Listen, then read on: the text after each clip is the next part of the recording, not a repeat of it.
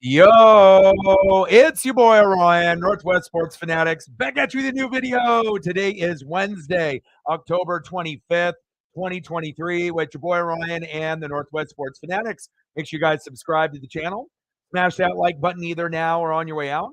Donate to your boy if you can. Cash App, $ ORION NWSF, or the YouTube Super Chat right here. We have the NBA debut of the Portland Trailblazers versus the Los Angeles Clippers. Tip off is going to be here in just a couple minutes. The Dame era is over. The Scoot Scoot era has begun, and I am ready to go. I won't lie, I feel a little bit rushed with everything, but it took me a while to be able to find the right vintage cards to pair up on the side with the background and the look. Kenzie in the building. What's good? Daniel in the building. And I'm going to be doing Blazer games all year. I know a lot of the people that live in Oregon and Washington really weren't too happy about the Root Sports Plus edition, where if you didn't upgrade your package through Comcast, aka Xfinity, you weren't going to able to really watch the games unless you were going to get a link or watch it somewhere else. Obviously, I know it's through maybe DirecTV and maybe Fubo or some of the other links there as well. I got links for the game if people need it, but I am ready to go. Let's go, baby. Rip City. And we already know that we're really, really young. We're going to be rooting for Dame and Giannis over there in the Eastern Conference there in Milwaukee. But for us Blazer fans, and a lot of us have been Blazer fans since the 80s, we're going to go through the motions. We know that this is a long, long year. A lot of the experts have penciled us not in the playoffs. But I think that, we're young, but we still have some of our core. So Scoot is going to end up taking, the point guard duties from Dame. And I honestly think he's going to be a star. I think he could average 18 to 25 from his rookie season. We already have Anthony Simons, which is kind of like the Dame and CJ McCollum from a couple years ago. So we got good guards in the backcourt. We still got, Grant.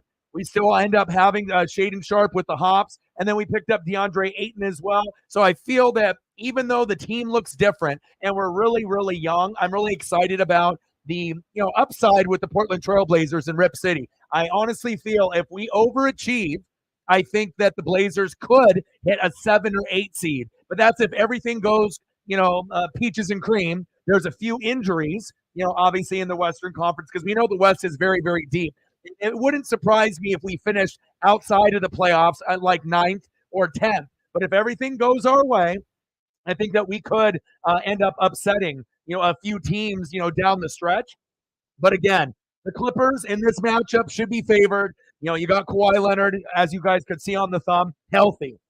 PG, Paul George, healthy. Russell Westbrook, healthy. So I assume that most people watching this game are going to be like, you know what? I get it. You're a Blazer fan and all, and we know that we're really, really young. But if we end up stealing this first game on the road, that's going to set the tone on how good the Blazers are going to be this season. And even if we lose or possibly get blown out, which I don't think will happen, I still think that we have a bright, bright future.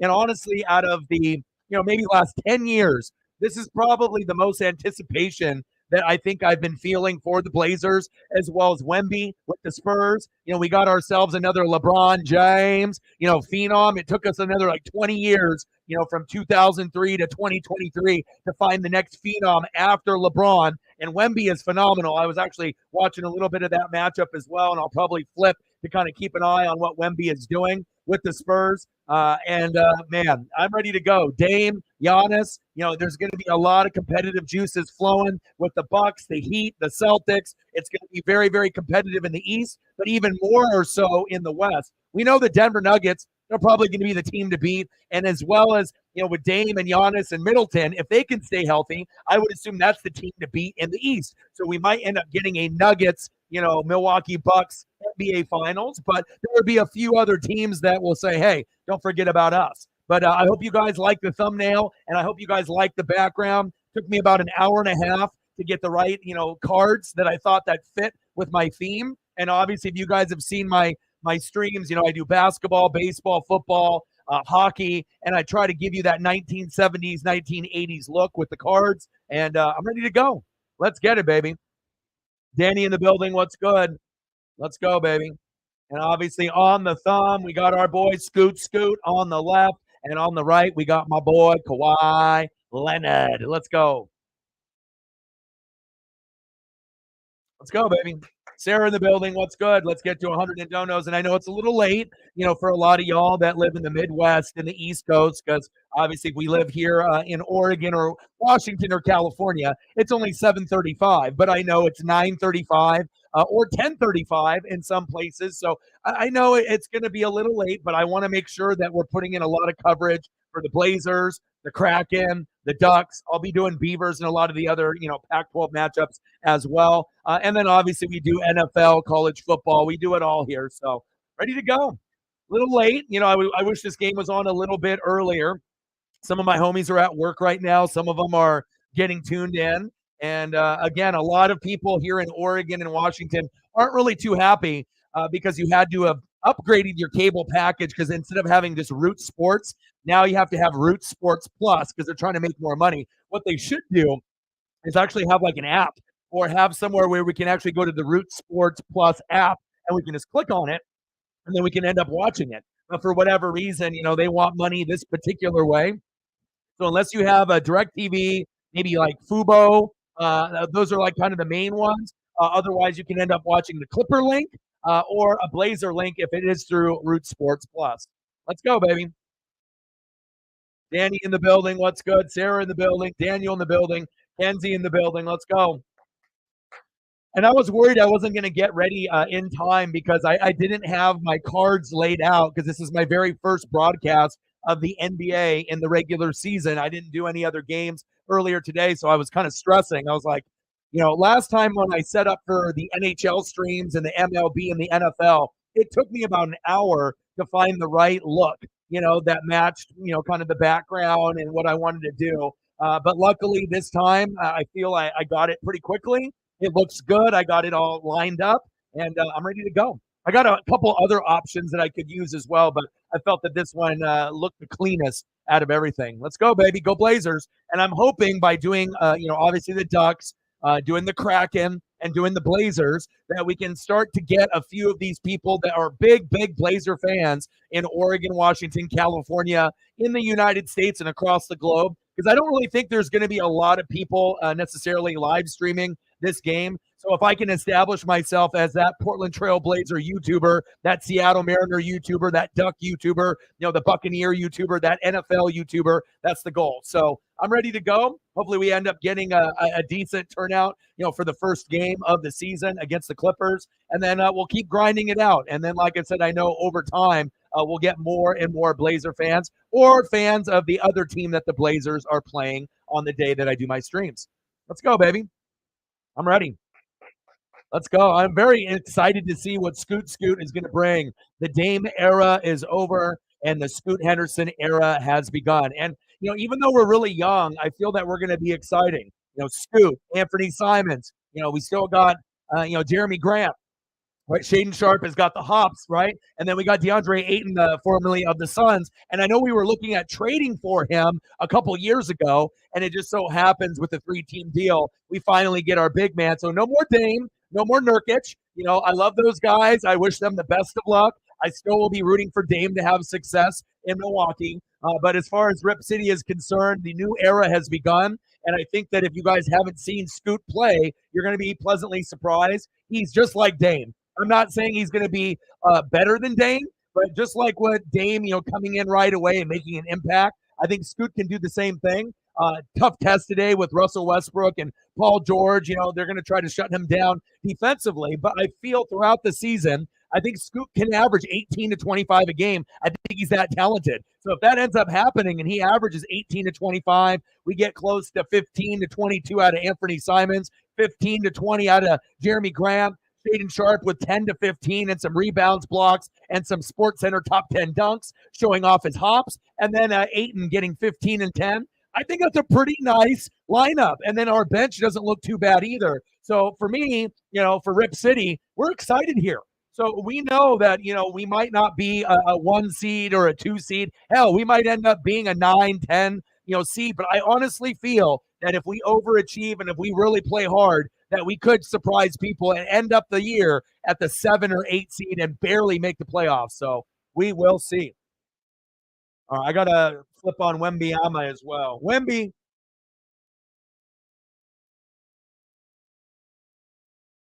All right, hold up right here. I want to make sure I get the Wemby on here as well.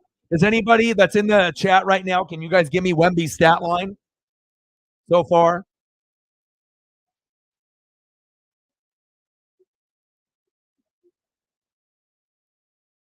All right, I got to find it here. Where is it at? There we go. Spurs and Mavs. Luka and Wemby. What a better, that's an awesome 1-2 punch there.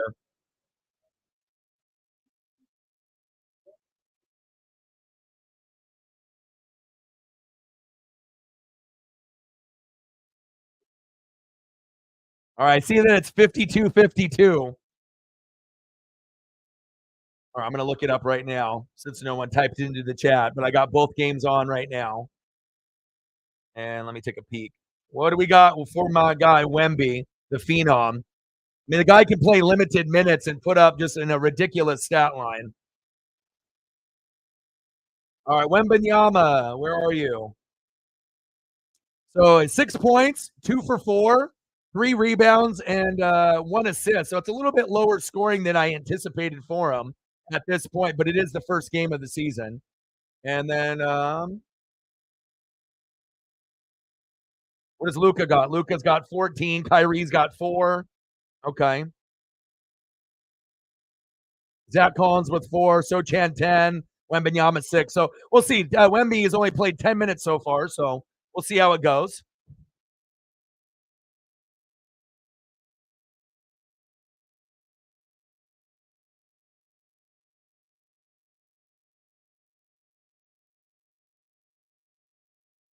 Zubats.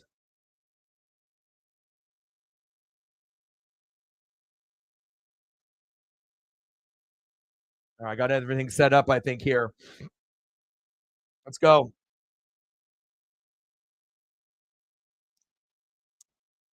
Sarah, what do you think about the cards and the look? Does it look sharp? I tried to match, the baseball, the basketball, football, and hockey vibe, around the same 70s. At first I was trying to find some 80s, like the 86 Fleer, like my Jordan rookie, but it just didn't line up and look good. And I figured, I got to go vintage. I'm an old school soul, and I feel that these cards match up with the NHL, NFL, and MLB streams. I think it looks really, really clean. All right, starting lineups. We got Scoot Henderson, Anthony Simons, Matisse Thybulle, Jeremy Grant, and DeAndre Ayton. Ooh, I'm excited. And then we got Russell Westbrook, PG, Paul George, Kawhi Leonard. I mean, talk about a better 3 than those guys when they're healthy. Robert Covington, and Ivica Zubats. Let's go. All right, so I got the game on here with Wemby as well. I'm ready.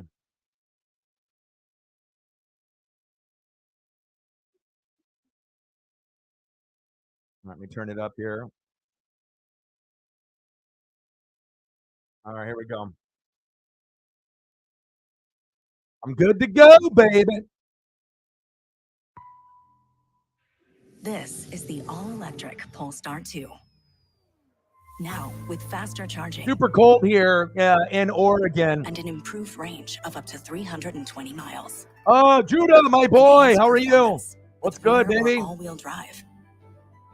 And luxury Tyronn Lue, 4th season as the Clipper head coach, 133 to 103. I'm not really a big fan of Chauncey Billups. I actually would prefer Terry Stotts if he was still there. But again, we're going to give Chauncey a year or 2 more to see how things kind of play out, and hopefully we can end up making things work. All right, let me go back here. 1 sec. I'm going to go through a couple options, see which option is going to work for me the best.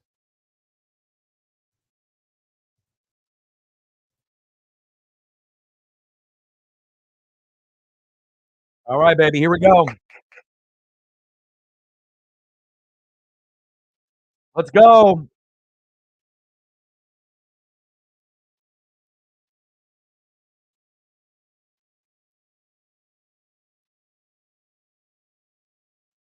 Clippers with the ball. Let's go, baby. This is a very, very young team, but I know us Blazer fans are very, very excited. Yes. Well, the Celtics should beat the Knicks. All right, Kawhi at the top of the key. Open 3. In and out. There we go. DeAndre Ayton making his presence known. Go, baby. I love Scoot's aggressiveness. You're going to notice he plays exactly like Damian Lillard. And, he's not going to be able to make everything, but he's going to surprise a lot of people. I honestly feel that he'll be more than likely the second best in the draft behind Wemby. I think Wemby and Scoot will be the two best or two of the top, 3 or 4 players in that rookie class. Wemby by far should be the best. But like I said, Dame was very undervalued when he first came in, and I feel that Scoot will be as well. Get up. Outside jumper. In and out. No good. Come on, Blazers. Play some D, baby.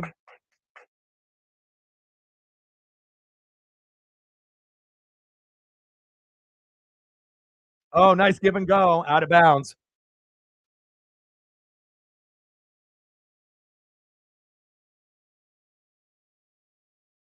Yeah, and I think right now with Chauncey Billups, I liked him as a player, with the Pistons. But just for us Blazers, just because you were a former player doesn't mean that, you're going to be an amazing coach. Nice pass out of bounds with the flush.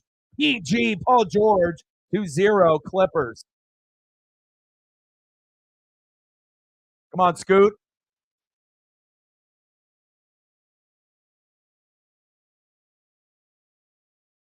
Get out of there, man. You're going to get a fucking 5-second violation hanging onto the ball too much.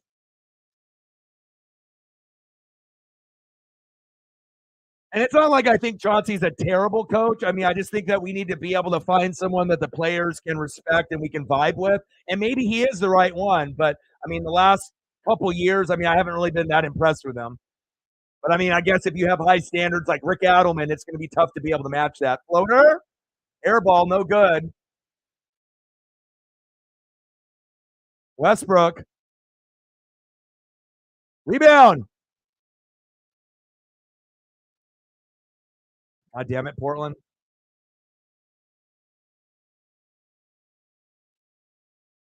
Kawhi is healthy this year too, so I would assume, if I was a betting man, I obviously wouldn't be betting on the Blazers tonight, but we just have to hope that we come out with a little fire, even though we're not at home in front of our home fans there in Rip City. Kawhi backing down, nice pass. Wow, Russell Westbrook, what the flush. 4-0 Clippers. Come on, Blazers, let's go.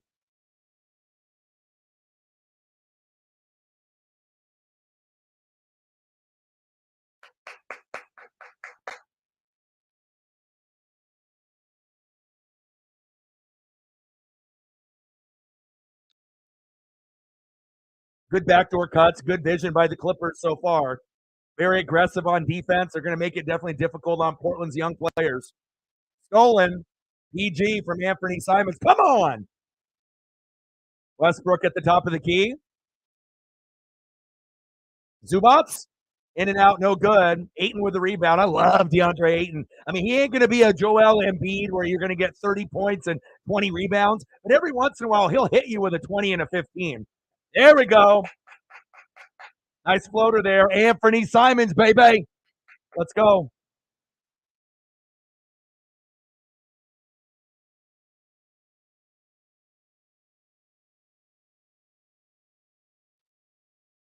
Chauncey, get him coached up. He needs to prove a lot to me, if he's going to be the guy. Let's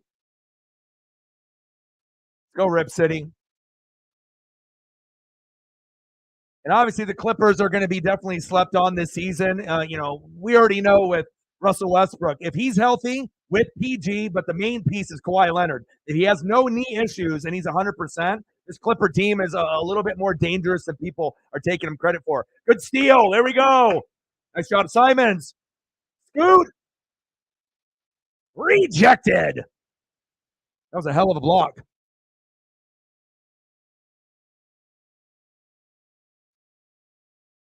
Again, for some people in Oregon and Washington, if they paid for the upgrade for Root Sports Plus, then you can watch the games. But if you didn't upgrade your cable package, there's no way for you to watch the games unless you go through like YouTube or Fubo, or if you're going through links, like sometimes that we have to do for other sports.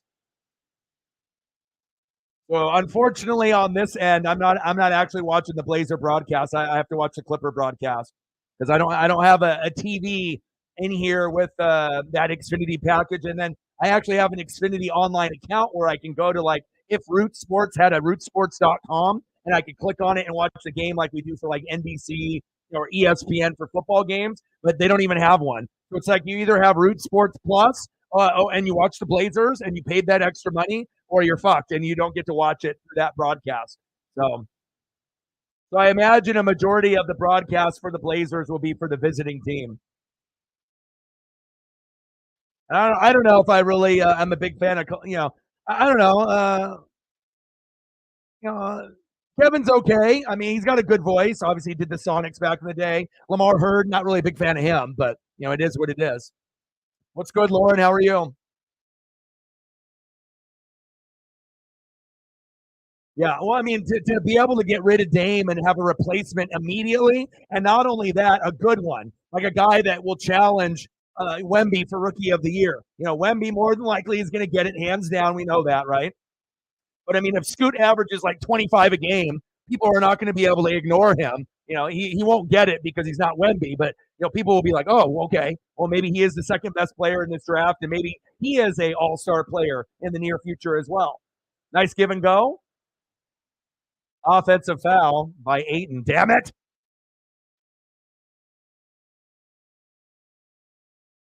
And thank you for everyone that's helping me out on the Twitter/X. I appreciate that.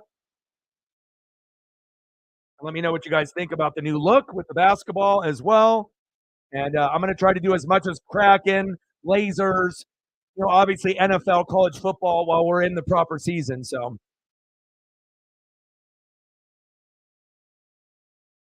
right, Clippers. Westbrook at the top of the key, kicking it out to Kawhi for three. Bang! Big three from Kawhi. 9-4 lead. Oh, everyone does. Of course, I miss the Mariners.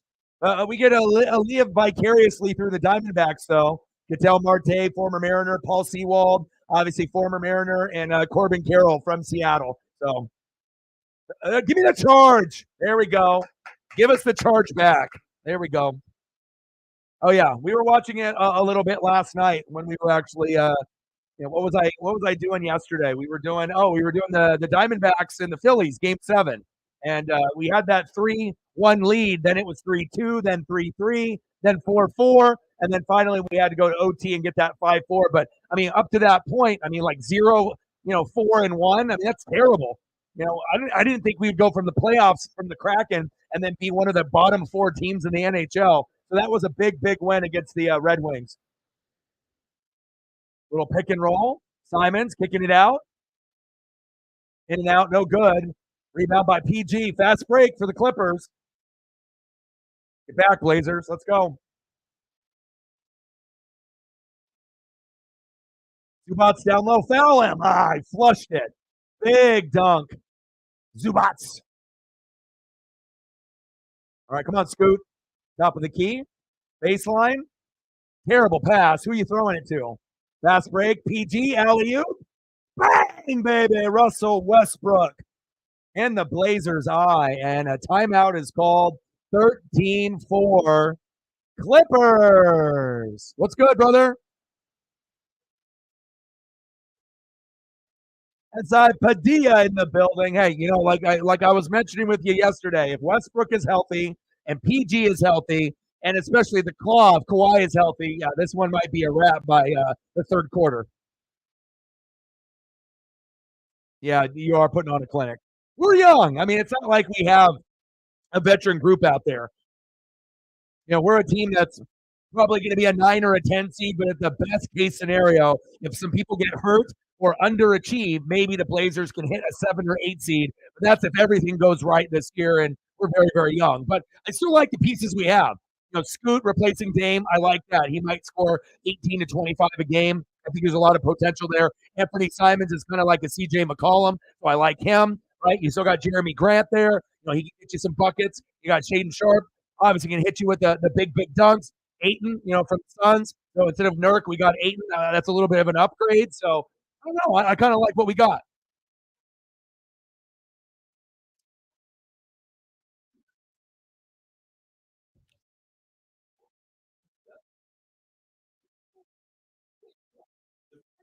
And then tomorrow we're gonna do the Thursday night football. My Buccaneers going against the Bills on the road. But Baker is injured, so I don't really know how that's gonna go. If Baker doesn't play, oh, we're done. Even with the Bills with the shitty defense, at least I would assume so. But the Bills' defense is absolutely terrible, but they will have home field advantage and they play better at home. So I would assume that the Bills will beat the Bucs unless our defense can really, really hound Josh Allen, and Josh Allen has one of those shitty games like he did against New England. And if he has one of those kind of games, yeah, the Bucs could, maybe get an upset win. But I hope we can keep it close, and I hope we can get the upset victory. But I definitely think it's a trap game for Buffalo. We have nothing to lose as the Bucs. We should have beat Atlanta this last weekend, and we dropped the ball. So hopefully we come out hungry tomorrow, and then we'll be doing the Bills and the Buccaneers Thursday night football, Amazon Prime, and then on Friday we'll be doing Game 1 of the World Series, Arizona Diamondbacks going to the Texas Rangers. Yeah. Yeah, I don't know if they have ruled him out. At this point, they were still monitoring. Let me go to my fantasy real quick to see what we got here, but I'm pretty sure that they haven't updated it since this morning. But let me look real quick to see if there's any new updates here. Questionable.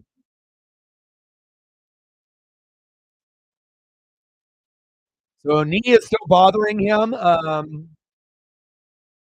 Limited walkthrough through Tuesday, full practice Wednesday. So we won't find out until about 90 minutes before the game starts, and I hope he plays because Trask, he's just really young, and if we have him in there and he's never played this season, I mean, we're going to get ripped apart more than likely unless Trask goes out there and plays like some kind of boss, which is possible, but I don't know. Grant with the jumper. There we go. We got to stop the bleeding a little bit, baby. Let's go, baby. Yeah, Trask is the backup, the Florida backup that backed up Brady. We drafted him way too high. Instead of picking someone like that with like the second pick or a second round pick or third round pick, we probably should have waited for somebody else. But it is what it is. And then hopefully we look at a quarterback, in the draft this year, or we get maybe some type of free agent. I know Kirk Cousins more than likely. The Niners will be looking at him, and as long as Brock Purdy is healthy, even though he's got a concussion that he's coming off with that Vikings game. Nice fast break. What the flush? Clippers just manhandling my Blazers. Kawhi Leonard to claw. But we'll see what happens. We will see what happens. 17-6 Clippers. Come on, Blazers.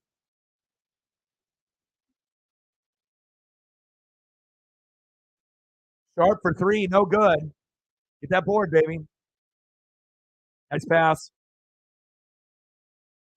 No good. Kawhi with the rebound. Kawhi with those monster claw hands. Westbrook getting right past Scoot. What a pass and a flush. Wow. They're putting on a clinic tonight. But I'm not surprised. Again, with Westbrook, Kawhi, and PG, I mean, if they're all healthy together, there's not many trios that can match that production of those three guys. Even though Westbrook gets hated on kind of unfairly. There's not many guys that have been able to not let alone get a triple double, average for a season, but to do it more than once. But it just seems like everyone loves to hate on Russell for no reason. Let's do it. Someone's got to start us off.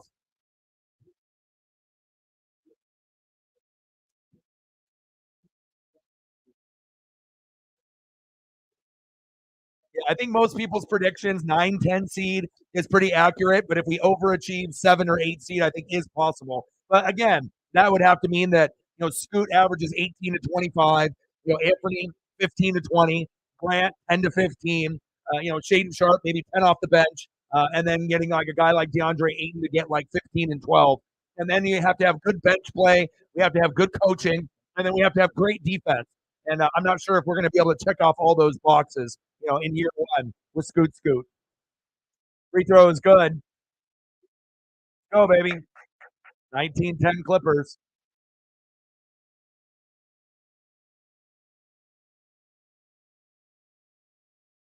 Little pick and roll. PG at the top of the key.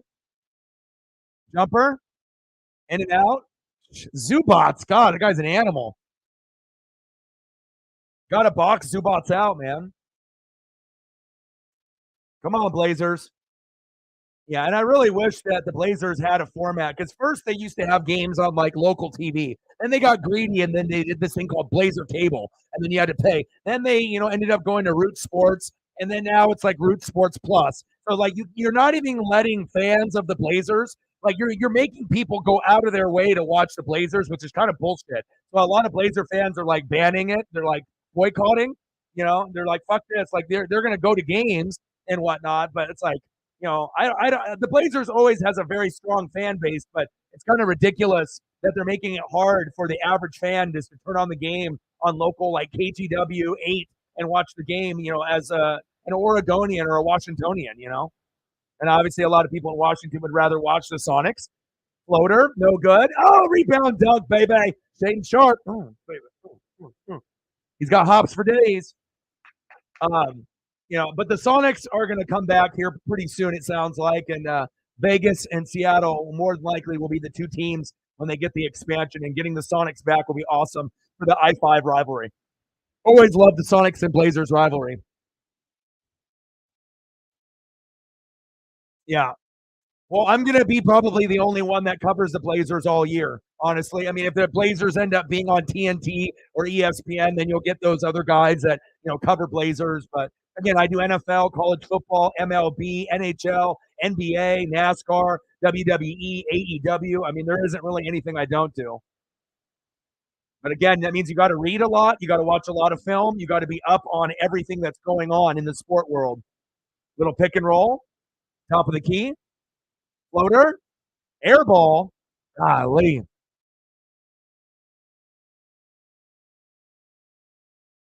Come on, Blazers. I'm really interested to see what the second unit looks like. That's the unit that kind of has me a little worried because we're so young. Good ball movement by the Clippers. Good blocking foul there. 20-10. Obviously, Clippers, imposing their will on the young Portland Trailblazers. Yeah. And like I said, not every game is going to finish late, but someone needs to represent the Blazers.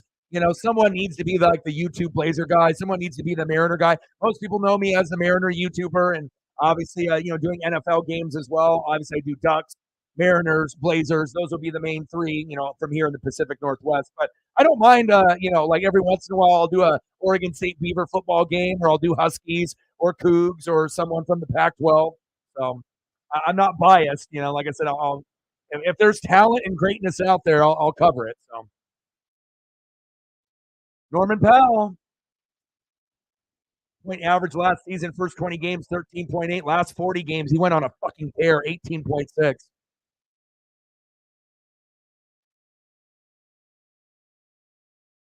Come on, baby. Free throws up. And Powell's going to make those. Free throw is good. 24-12. Come on, baby.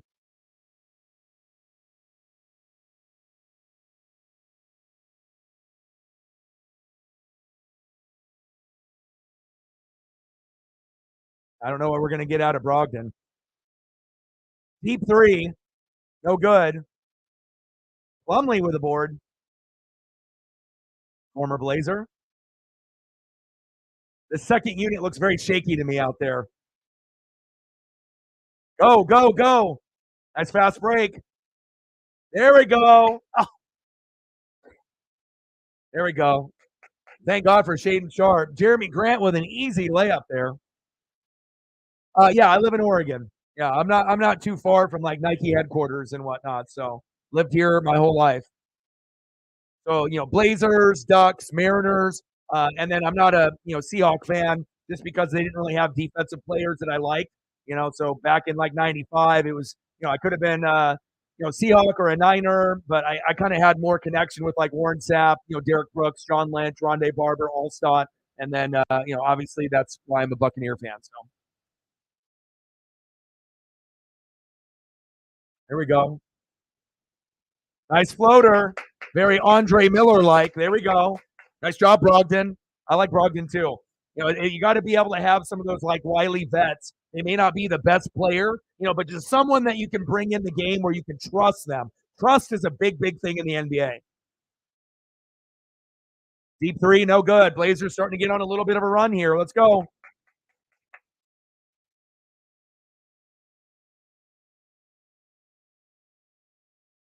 Sharp, boom, baby, and one.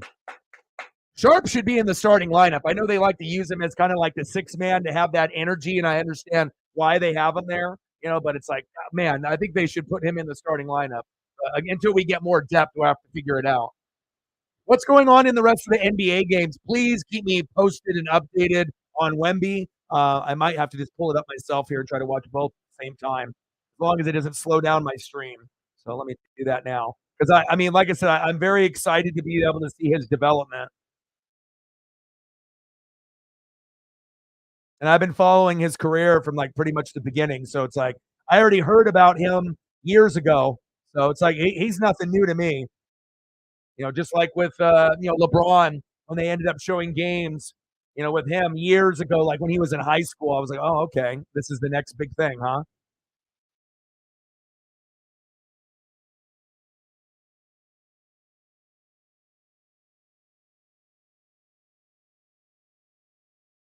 Yeah, isn't that crazy? Almost 50%, dude.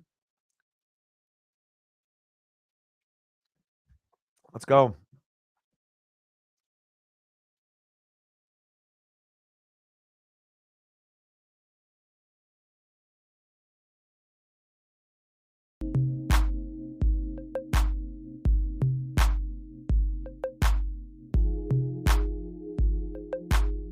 I wish I was able to watch the Blazer broadcast, though. I think that was just really shitty of them, but it's all about money. So obviously, if they have money, they're gonna go where the money is. But it just would have been better just to have it on, just regular TV. That way, that if you have kids or you have the casual fan or an average fan or not even necessarily a bandwagon fan, but just like anyone can tune in and watch, and it's easy. But they're like making it difficult just to be able to watch, and hopefully they don't do that with the Mariners as well. Then they're making it extra hard for us just to be able to watch our favorite teams. So.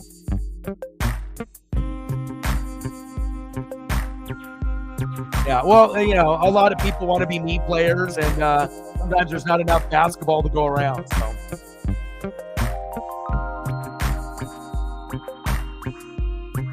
All right, I got both games on. What happened in the NHL today, Judah? Capitals 6, Devils 4. That's tough. I know my boy Odin's son is a big Devil fan, so that's tough. Gotta see who scored goals. Ovechkin. I figured he scored at least one. 824th career goal. Try something else. All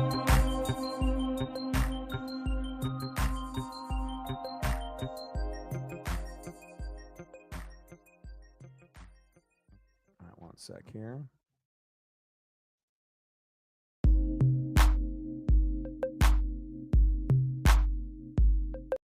All right, baby, here we go. Free throw is good. All right, hold on. I'm going to see if I can go.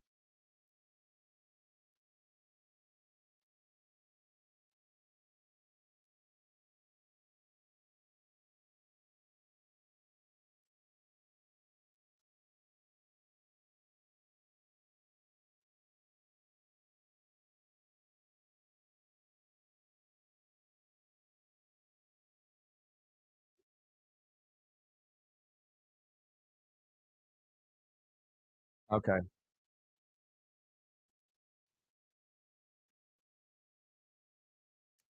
The other stream that I was watching was further behind, so I'm trying to get the one that's going to be as close to being on point as possible. All right, here we go. Wrapping up here in the first quarter.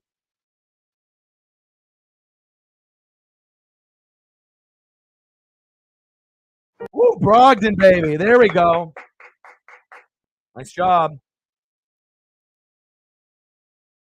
See if we can actually play some defense here. Us being down in the first quarter doesn't really surprise me.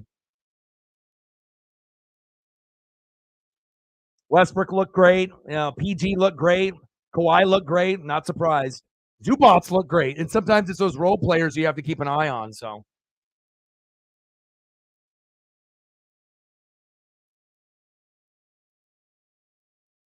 Yeah, Root did pick up the Blazers after Sonics left. But I think they should have kept it, in Oregon, instead of, going through like necessarily like a Washington company. Because now they have like full control of it, however they want to, play the games and how, and they just made people, they just let people know like a couple days before the season started that, oh, guess what? If you want to watch the Blazers, now you have to upgrade your package. So you got to think how many people that were like Blazer fans were like, I'm already paying quite a bit for cable. Now you want me to pay like an extra like $15 or $20 a month just to watch the Blazers? Like Jesus. So some people, decided not to do it. Others decided to sign up through, I don't know if the other options like through Root Sports on their website. It says like maybe like, Direct TV or Dish or like Fubo. There's like other options, or you'll have to just stream links like we do on some of the games. So.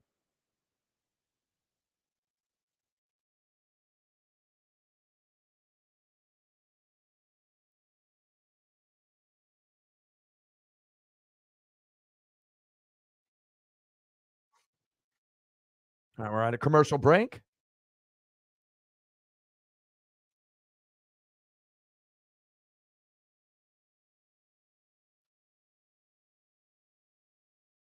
Yeah, what's the situation with WWE in Canada? Like, you guys have to go through hoops to be able to watch WWE?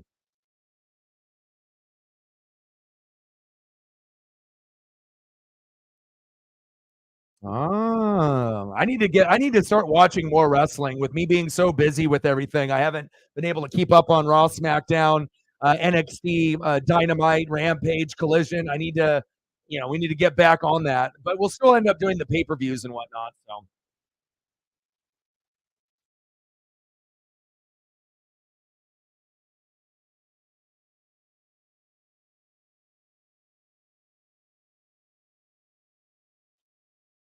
$15? Wow.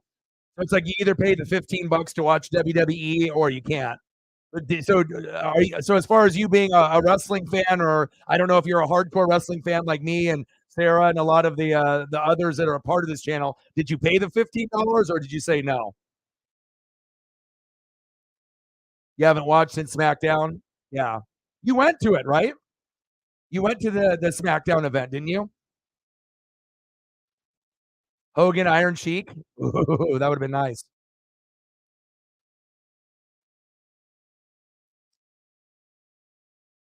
You did? Okay. 'Cause, I mean, it's like Peacock Network, like the only reason I sign up for that is to do the WWE, pay-per-view so we can do a watch party, live stream and whatnot. So I think I remember you posting that you went there. I have a pretty good memory. I mean, I'm not going to remember everything, but I feel like pretty good memory on things. So,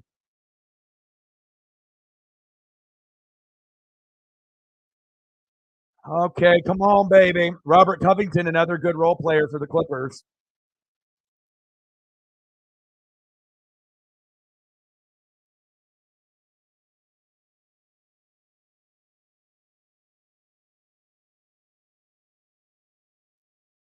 Nice pick and roll. Plumlee kicking it to the outside. Paul George, fadeaway jumper, no good.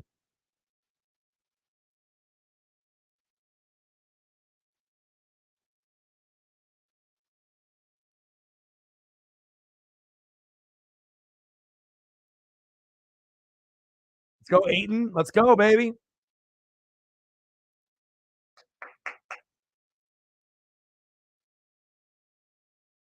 Brian in the building. What's good?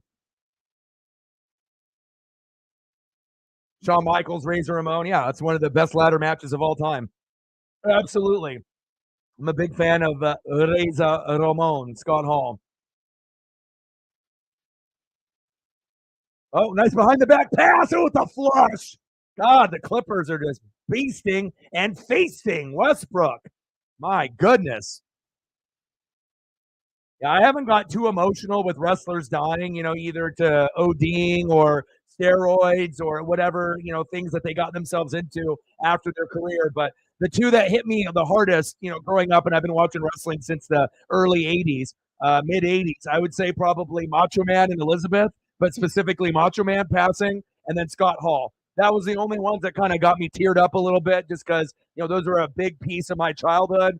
I have a lot of collectibles, figures, rings, posters, just merch from going to the events over the years and whatnot, T-shirts, headbands, wristbands, all that kind of stuff. So new world order for life, brother. Oh yeah.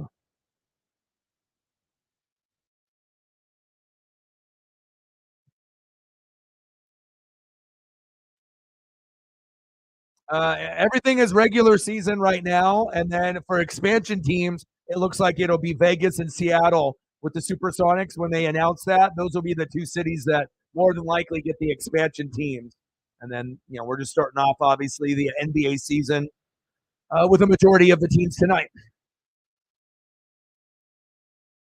Sharp with the foul. Love his hops. Yeah, he's my favorite. I mean, I'm a big NWO guy. I got a lot of the figures, a lot of the old school vintage jackets still. I got Wolfpack stuff. I got black and white stuff. I still rock it to this day. And, I usually get stopped, when I go to stores or, someone will, they'll hit me with one of these or you'll hear something, you hear the little too sweet in the grocery store or something, and I'll turn around. So, I mean, if you're NWO, you're NWO for life. So I was always more NWO than DX. Had a lot of love and respect for DX. Nothing like I didn't like. It's not like I didn't like Triple H or Shawn Michaels. I thought that Road Dogg and Badass Billy James were the best part of DX in my opinion. With the New Age Outlaws. Triple H is Triple H. Shawn Michaels is Shawn Michaels. You had China, but to me, the ones that had the most swagger that actually brought them that famous kind of prominence was, obviously the New Age Outlaws. On the microphone, cutting the promos. That was the dopest thing to me, out of DX. But I was more NWO. Alley oop with the flush. Let's go.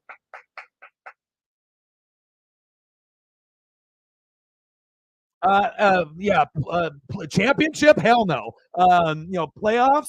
Dark horse. I mean, I think most people have us, if the top 8 seeds in the West make the playoffs, most people are going to have the Blazers 9, 10, 11, like on the outside looking in. But I think if, everything goes right and we overachieve and there's injuries in the West, I think the highest we could finish is 8, maybe 7. But that's like everything goes right for us, right? We have good bench play. We play great defense.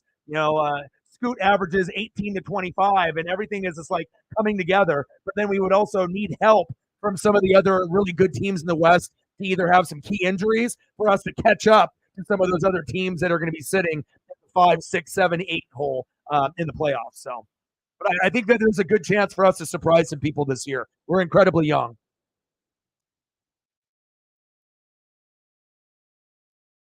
Oh yeah, if you watch the documentaries on how much Ric Flair used to drink, it's crazy. Like his trips to Japan, he'd be slamming, like 30 or 40 beers, and then end up, doing a match and then doing the same thing, on the way back, flying back from Japan and whatnot. And, just always wanted to be with someone. He just couldn't be by himself and just go to the hotel room, whether it be, chilling with one of the other wrestling homies or picking up the ladies, but always just drinking heavy. I actually don't even know how he's still alive, for the amount that he used to drink. Because I think they were saying that he used to drink like 10 to 12 beers and like 3 to 4 cocktails a night, and that was like on maybe an average night. So some nights it's even more than that. Oh, nice PG with the layup. But like Andre the Giant could drink like 100 to 200 beers, so it's a little different. Could you imagine partying with Andre the Giant? My God.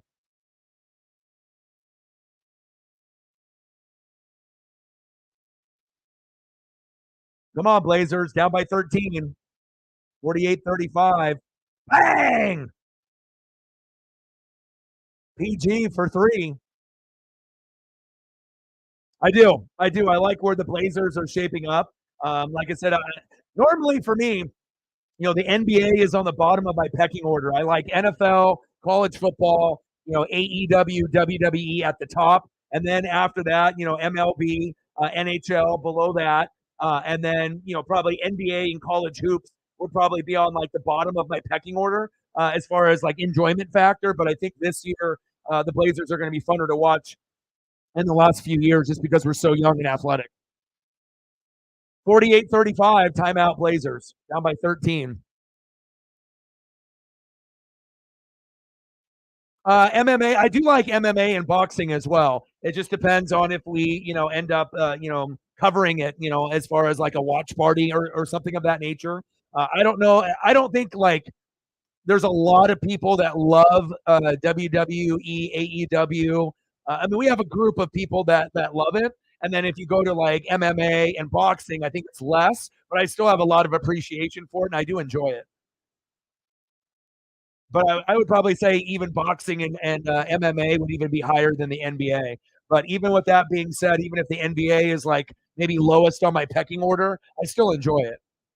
Especially with this team. In years past, I didn't enjoy it because I felt like, the NBA, because I grew up watching in the 80s and 90s. So, better players, even the jobbers and the role players were better. They didn't have load management.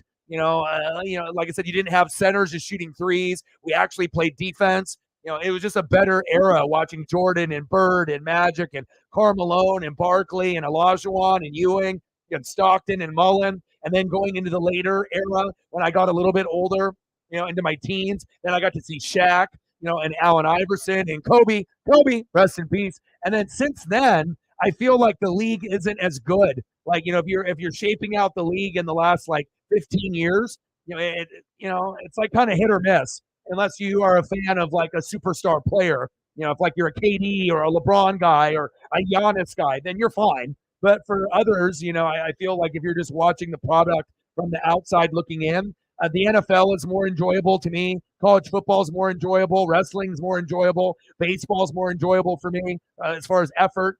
Hell, I'm even down to watch NASCAR.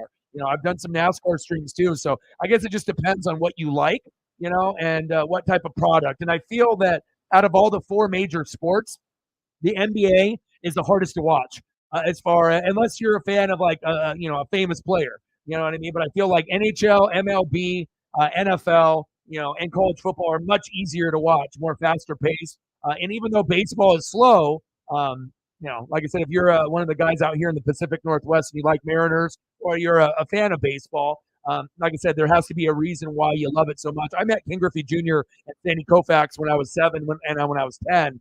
So that kind of changed my life forever. So.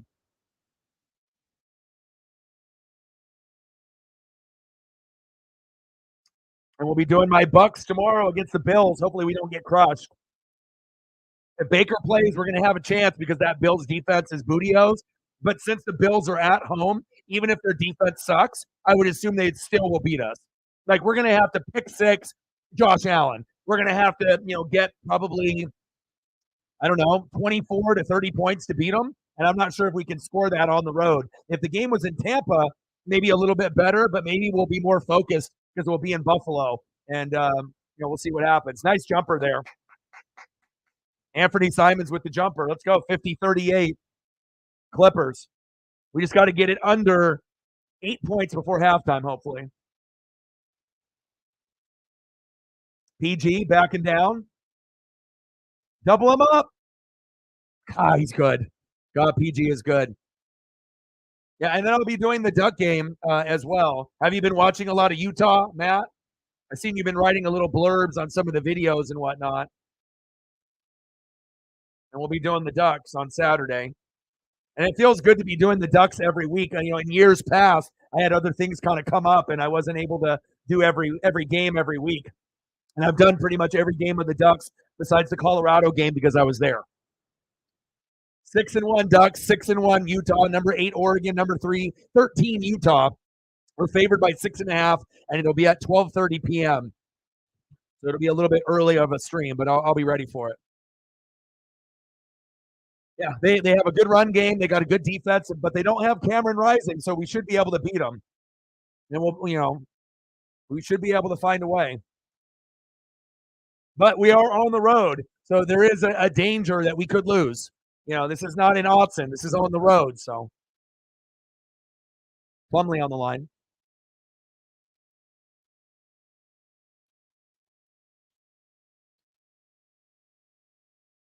But at least on the bright side, Matt, this Utah team isn't the same team that they were 2 years ago. Because in the last 2 years, they won the Pac-12 and they were very, very good. Like they, beat the brakes off of Oregon. Bad. So, oh baby, what a flush. What a dunk. Anthony Simons, baby. Let's go. 51-40. Let's go. D up. Westbrook, good pass.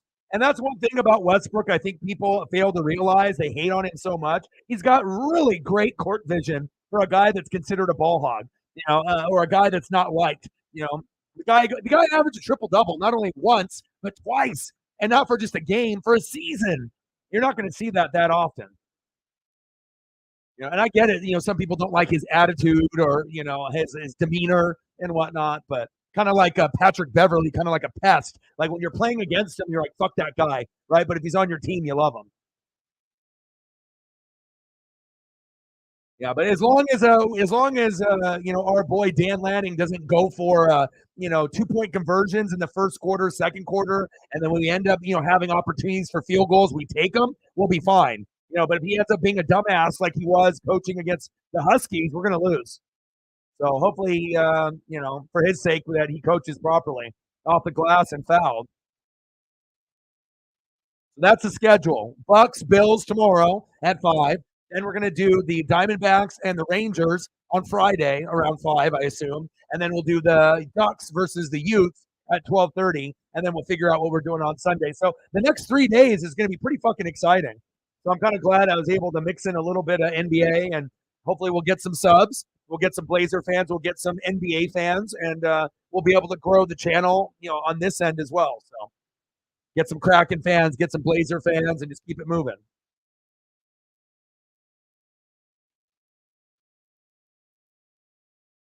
I'm trying to look at the matchups. Georgia, Florida, Oregon, Utah is the best. Duke, Louisville, Ohio State, Wisconsin. But the best matchup of the weekend is Oregon, Utah, out of all of college football. So, and as long as you show up on time, Matt, at 12:30, we'll be good. 51-40. About 5 minutes left before halftime. Clippers came out, with a fire in their bellies, good court vision, unselfish basketball. And again, the Clippers are a different team when they have Kawhi healthy, which he hasn't been the last couple of years with that knee, right? Russell Westbrook, phenomenal, very underrated. And then PG, PG is great. Like I said, he's one of those guys, that, if you give him too much space, he'll bury you. We got our starters back out there for the most part.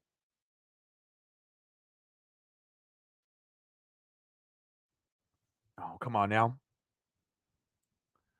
G League. I don't honestly watch too much G League, but I do try to follow a little bit of everything with what's going on. All right, one sec. I got to refresh this.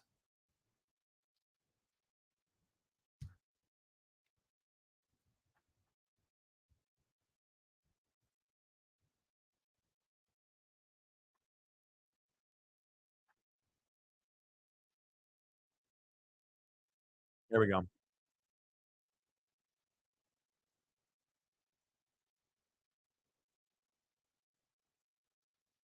I like Zubac. Zubac is underrated.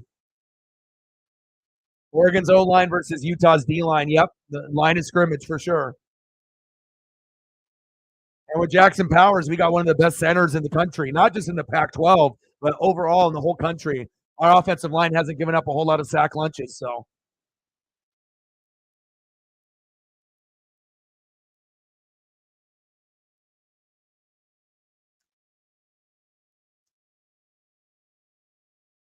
Few mock drafts, that are going to be floating around. It'll be interesting to see where Troy Franklin drops. Kansas City Chiefs would be a fantastic fit for Troy Franklin. I mean, I already like watching Chiefs games, but then if Franklin ended up going there, and then they have him, right, with Rice, that could be special. I mean, they don't need to worry about Sky Moore and Kadarius Toney and some of those other guys. And one. PG 1-3. Wow. That was nice. Free throw is good. PG is good.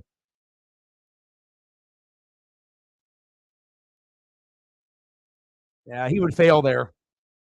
He'd have a better chance of succeeding if he came to Tampa. And if you're the Broncos, you want someone better than Bo Nix. You want like Drake May or Michael Penix Jr. or Caleb Williams, not Bo Nix. You need somebody better. Like for Bo Nix to be able to succeed, you're going to have a really good coach, really good offensive line, really good weapons, really good defense, and you guys are having a fire sale on your team where you guys might be getting rid of almost everybody, even the stars on the defense. I mean, if you guys get rid of Simmons and Patrick Surtain and Sutton and Judy, and you just blow that shit up, Bo Nix would be a terrible fit there. It's like the Broncos, barely have pieces to begin with, and then if they blow it up, then they're going to even be worse. And then that's assuming that if they get rid of all those good players and then they get draft picks, who's to say that Sean Payton and company are going to pick the right guys? What happens if you get rid of all your stars and then you draft and you pick the wrong guys? Then you're really fucked. So we'll see. Yeah, trust me, you wouldn't want to see Bo Nix on the Broncos because he'd be a shadow of himself. You enjoy watching him on the Ducks. If he was on the Broncos, it would be like watching, you know, not good football, period. Airball. 4 minutes to go. 57-40 Clippers. Come on, Blazers. Kawhi on the outside. Tries a bowling ball, pass it in there. Come on, Scoot. Scoot has been way sloppy with the turnovers. He definitely needs to be a little bit more concise with those passes instead of just lobbing it in.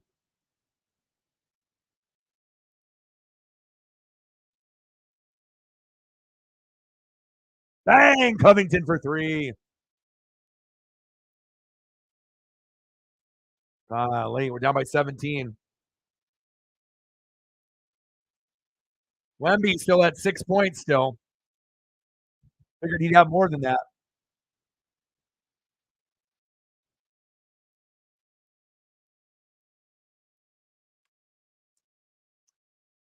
I mean, think about it. Out of all the football teams that are out there, obviously with the coaching, the offensive line, and that's also if Mike Evans and Godwin are still there, that would be the scenario that he actually might be able to succeed. If Baker gets hurt, and then you have him in there, he actually might be able to be as good as Baker, maybe better if he's more efficient on third down. You don't know, but he's more of a backup quarterback that's going to have to wait for someone to get hurt and then he'll get his opportunity. But I don't think Bo is good enough to start right away. Like I said, even with some of the other guys, Quinn Ewers, I mean, we don't know. You know, Drake May and Caleb Williams and Michael Penix Jr., we assume will start right away, but it just depends on where they get drafted to. And if they sit behind a star, like Jordan Love did with Aaron Rodgers or Mahomes sitting behind Alex Smith. I mean, we don't really know where some of these guys are going to go, but we assume some of them will end up going, within the first couple picks, and they might start immediately, like a Bryce Young, Anthony Richardson, or a CJ Stroud. So I mean, and like I said, I mean, even though I'm a Duck fan, I just don't know if that would be something I would want. But I think for Bo, if you're looking at way the structure of the team, that would be one place that you could insert him and he could be successful right away. If you go to the Broncos, he's going to be dog shit. It's like depending on certain teams, that if he went there, he would just be terrible. It'd be like Joey Harrington, going to the Lions, knowing that he has no offensive line, and then eventually just getting the happy feet, getting fucking sacked like 100 times a season, and then kind of giving up on himself and giving up on his skill set. So, well, you need to get a quarterback. You need to get fucking Russ out of there and get a quarterback. So, if that means getting, Drake May or, Caleb Williams or Michael Penix Jr., that could turn it around, but you still would need more help. Michael Penix Jr. on the Broncos could make the Broncos relevant, but I'm kind of hoping Michael Penix Jr. goes to the NFC, and I'm hoping Caleb Williams goes to the NFC as well. So AFC's got a bunch of those quarterbacks over there. Two of the lefties already on the Dolphins. We need to have a lefty in the NFC. So hopefully we get a majority of those quarterbacks in the NFC. Besides probably Drake May. Drake May will probably go to the AFC, I would assume. Patriots seem like a perfect fit for him, but we'll see what how it all plays out.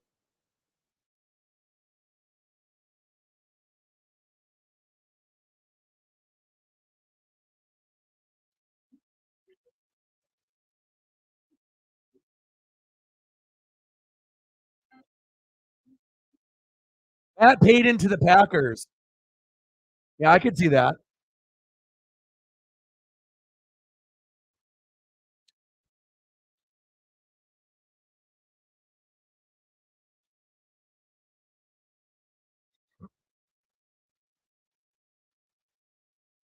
$60-42. Kind of what I figured. I thought it might be a little bit closer.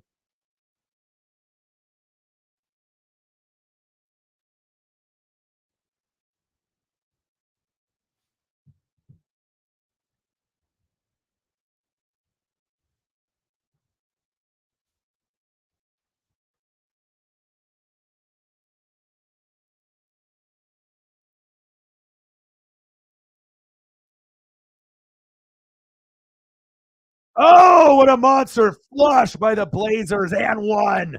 That was sick.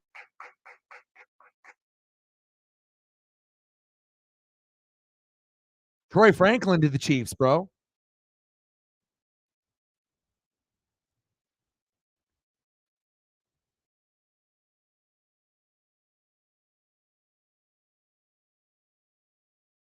Lou Williams, courtside with. I don't see his two girlfriends with him though.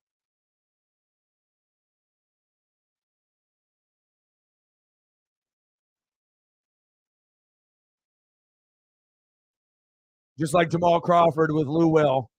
Fantastic players off the bench.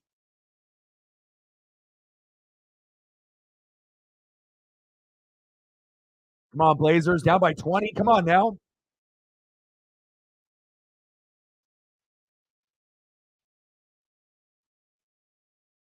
It would make sense for him to go there. He's really good on the deep pass. It would complement, Rashee Rice a lot.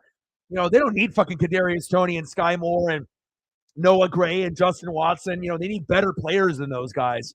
Sky Moore has some potential, but obviously we already have seen a limited edition of Rice, and Rice is already 10 times better than him. So 62-42, Westbrook with the big flush on the Blazers. Come on, Scoot.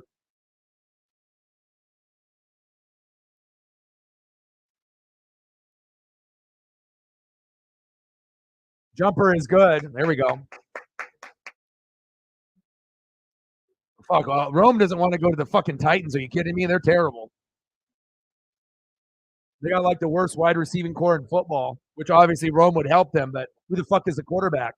Levis, garbage. Malik, garbage. Tannehill, garbage. Like, stupid. You went from one of the best teams in the AFC South to like dog shit within like a year or two. Bad decision making. Like, why the hell would you draft those other two quarterbacks? And you should have got rid of Tannehill a long time ago.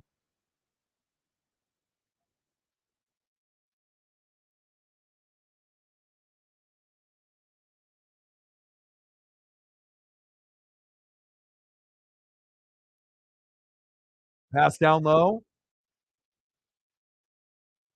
Zubats.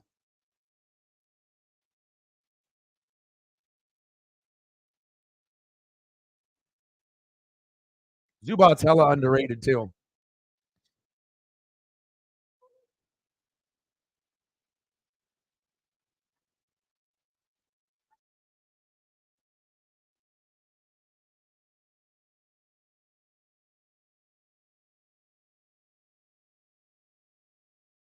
Free throw is good. Oh, 63-44. I wish I would like to say that I'm surprised, but I'm not.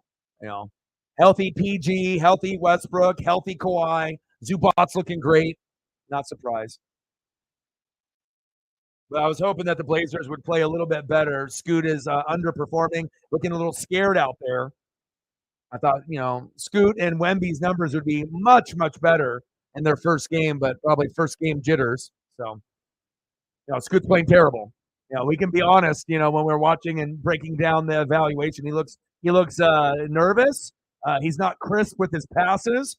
He's aggressive going to the hole, but if you're not going to be a guy that's going to score, don't turn the ball over with lazy passes. In traffic, you have to make sure that's a good bounce pass, a good chest pass. You got to make sure you're setting your guys up if you're going to be the next Dame Dollar. It's like we need Scoot to be averaging 18 to 25 for us to be relevant, not 10 to 12. And one. There we go. Wemby's got 4 fouls. Yeah, I was going to say he must have been in foul trouble, and you just answered my question there. I was like, why the hell does he have under 10 points? And foul trouble will do it. That's how you get Wemby out of the game. As you get him in foul trouble early. Two fouls early, down low in the first quarter, and try to get that third one in the second quarter. Then you got to sit him on the bench and then wait for the second half. Jeremy Grant, 20.5 points per game last season, career high 22.3 in 2020-2021 season for the Pistons. Free throw is good. 67-47. Golly. I'll have to flip it over. How much time left in the Spurs game? Layup is no good. Rare miss by Westbrook. Bang! Big three. Golly.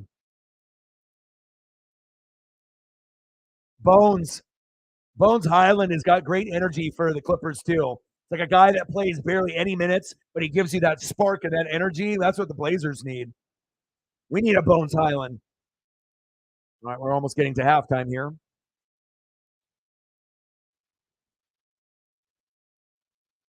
All right, it is halftime, but I want to see how it ends. All right, Blazers with the steal. Let's see who gets the final shot up. Rejected. Of course it was. All right, 67-47 Clippers. And what can you say? They are the better team. Not surprised. Just was hoping. I'm scared to even look at the stat line here. See how terrible it is. Oh, we got 11 minutes left in the Spurs Mavericks, so maybe I should turn that on. All right, so let's go over the scores. Hornets 116, Hawks 110 final, Pacers 143, Wizards 120, their booty. Celtics 108, Knicks 104 with the comeback. Nice comeback win for the C's. Magic 116, Rockets 86, they're garbage. Cavs 114, Nets 113, Heat 103, Pistons 102, Raptors 97, T-Wolves 94, Thunder 124, Bulls 104. Thunder are young and up and coming. Pelicans 111, Grizzlies 104, and then the Kings 130, 114 over the Jazz. And then right now it's 96-93 Mavericks. So I'm going to go flip that on while we're waiting for this halftime to end.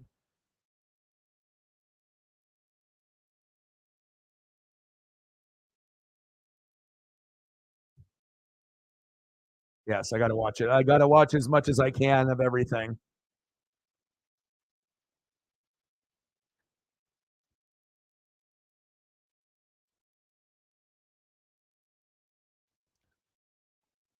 All the people streaming the Spurs game thinking that Wemby is going to put up 30 and 20 in his first game. Not so fast.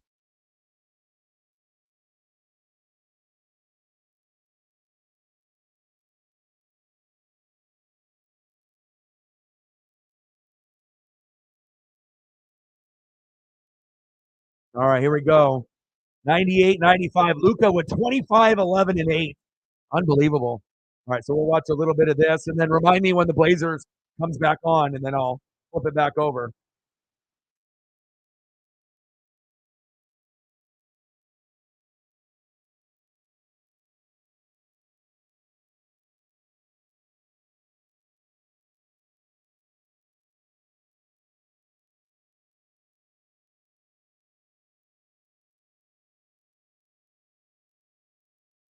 Luka's good.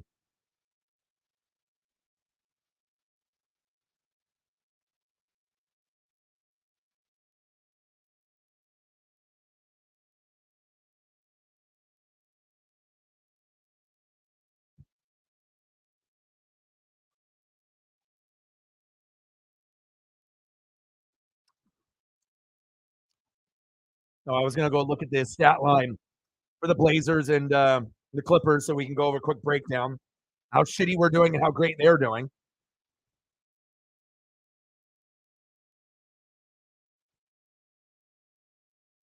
All right. Jeremy Grant with 11, Ayton with 2, Thibault with 0, Anthony Simons with 14, Scoot 0 for 5 with 0. How the hell are we supposed to compete when you have 0? Come on.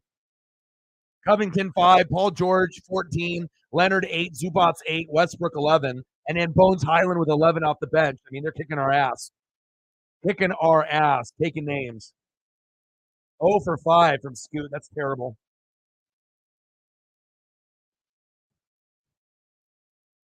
Of course, Matt. I always support the people that are important to me on the channel.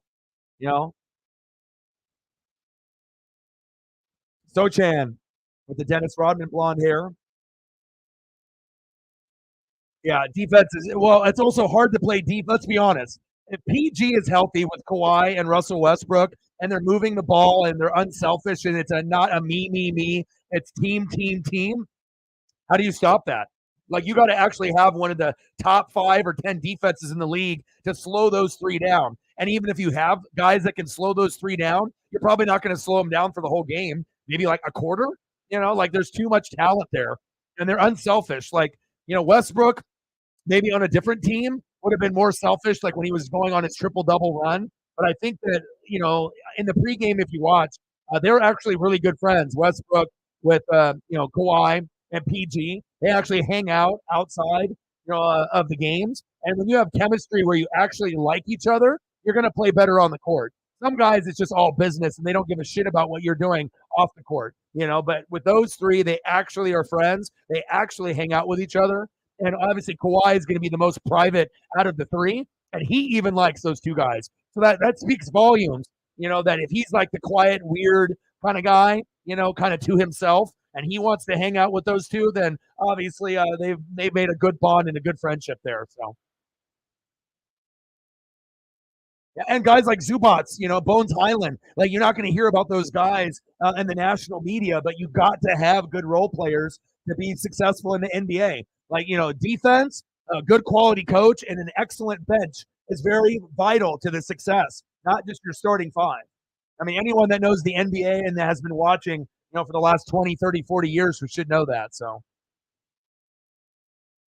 well, honestly, anybody that we play is a bad matchup. I mean, unless we're going against like, I don't know, Orlando Magic or, a team like that. But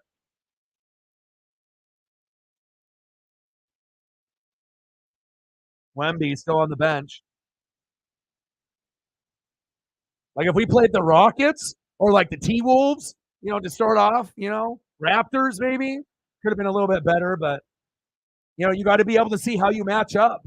And then, we don't look like a playoff team. We look like a 9, 10, 11, 12 seed. We look bad. Now, if Scoot would have ended up having, 10 or 12 points, then we would only be down by 8. We would be looking pretty good. So we're knotted up at 100 with 8 minutes to go. Who's going to win this game?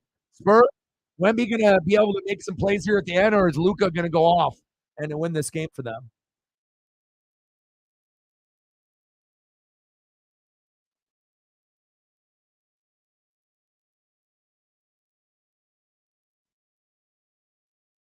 I'm going to go get my drink, check up on my pup.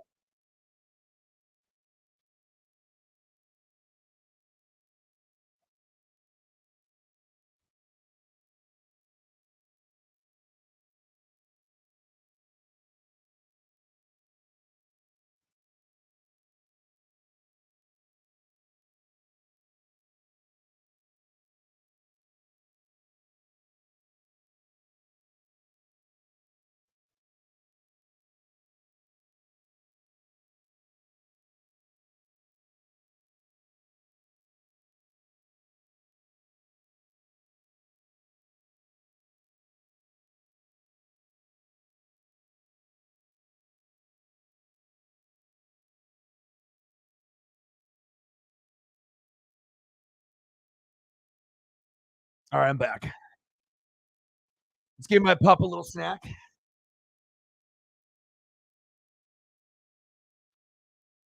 then we're watching the Mavericks and Spurs go at it right now as well. Actually, I should watch that on ESPN. Let me go here. Because then I can watch it actually live and I won't have like a delay.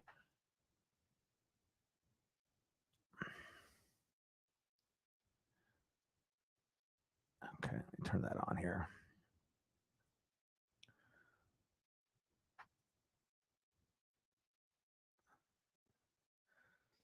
All right, I got it on the ESPN through the cable provider here, through Xfinity.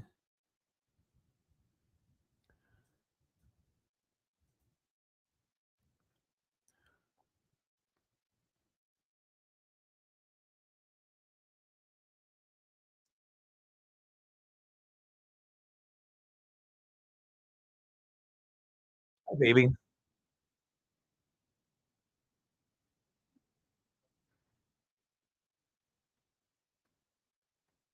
Oh.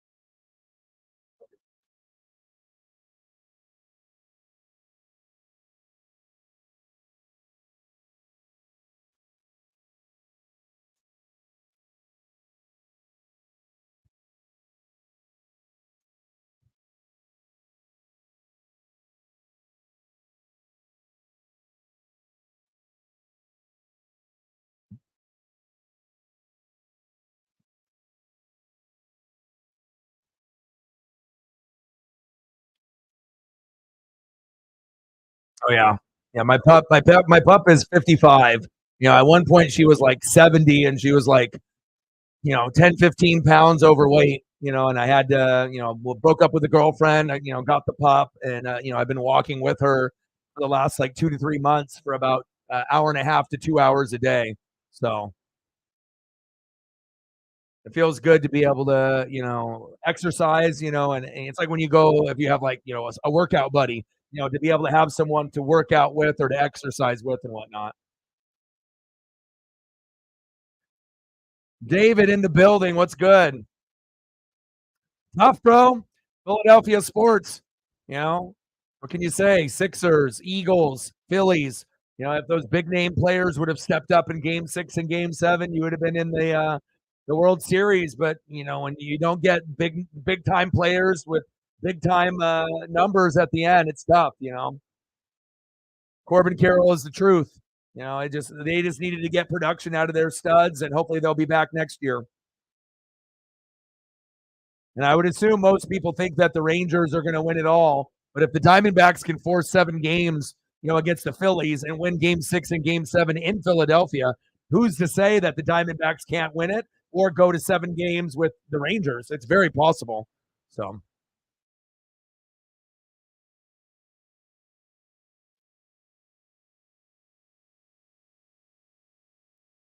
Grant Williams, big buckets, 108, 103. Mavericks. Wemby only 6 points, 5 fouls, 2 for 4 from deep. Not the debut that anyone was anticipating on the NBA side. All the Wemby this, Wemby that, Wemby this, and like the most lackluster start. And also with Scoot, he's had 0 points, so not a good look for the rookies in the NBA. All the hype for Scoot, all the hype for Wemby, and both of them are shitting the bed. So hopefully it gets better.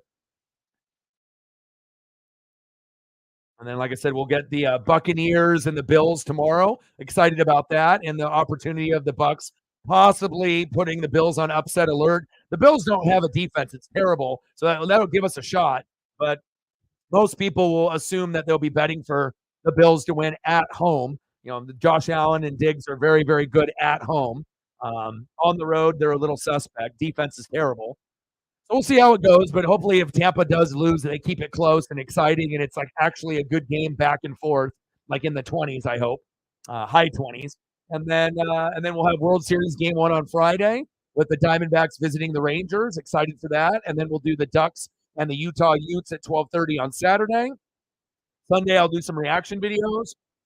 And then let's look at the slate for Sunday. I haven't even really peeked ahead. All right, what do we got? We got Patriots, Dolphins, Jets, Giants, Jags, Steelers. That one will be interesting.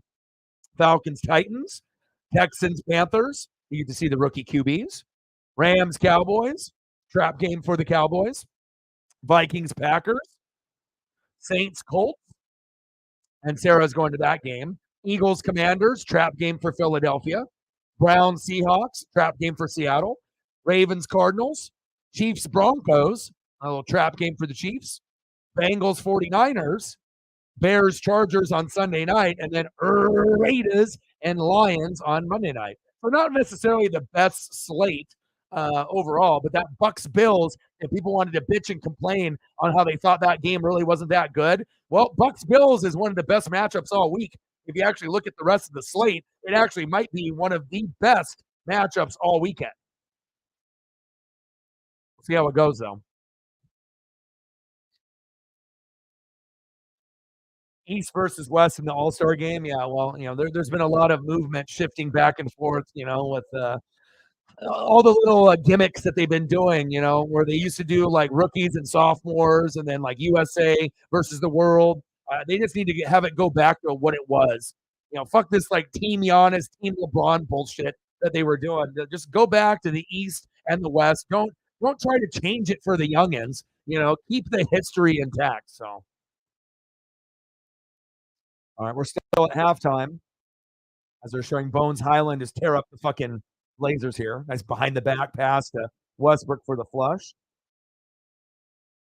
David Robinson, Tim Duncan, Victor Wembanyama. Spurs #1 picks. Robinson in 87, Rookie of the Year. Tim Duncan, 97, Rookie of the Year. And Wemby, 5 fouls, 1 more foul, and Wemby is out. At least I get to see Wemby run around here for a little bit. Wemby. Here we go. On cue. 108, 105. And Wemby is one of those guys that can put up, 12 points, 5 blocks, 5 rebounds in a matter of a few minutes. Just if he gets into the flow of the game. All right, we're back to the game here. Keep me updated on that. I'll try to tune into that as well. Even though I know the Blazers are going to lose by like $1 billion here. All right, here we go. 72-50 Clippers.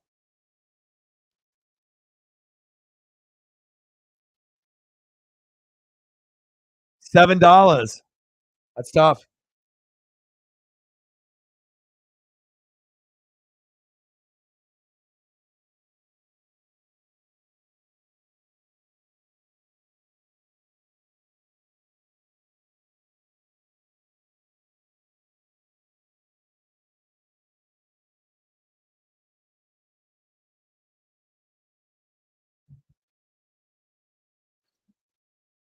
Yeah. Hopefully he can finish with at least like 16, so it's like kind of respectable.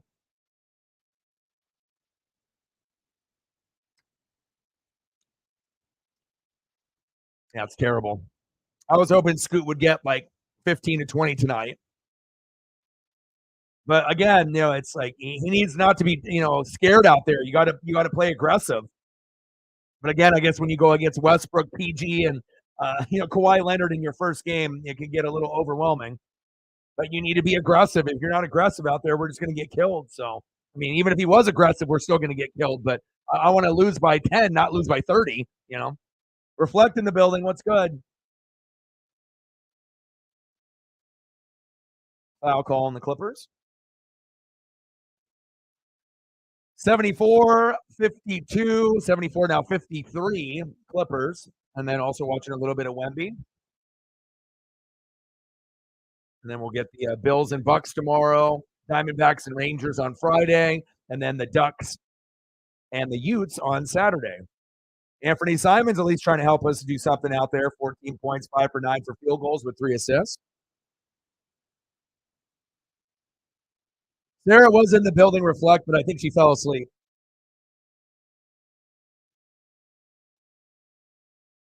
Definitely gets to be a little bit later. Obviously, if you're in the Midwest, it's 11. East Coast, it's midnight already. So You got to be a hella dedicated sport fan if you live in like the Midwest, especially in the East Coast when you have like these late games. Like you're not even gonna be able to go to sleep until like 1, 2 in the morning.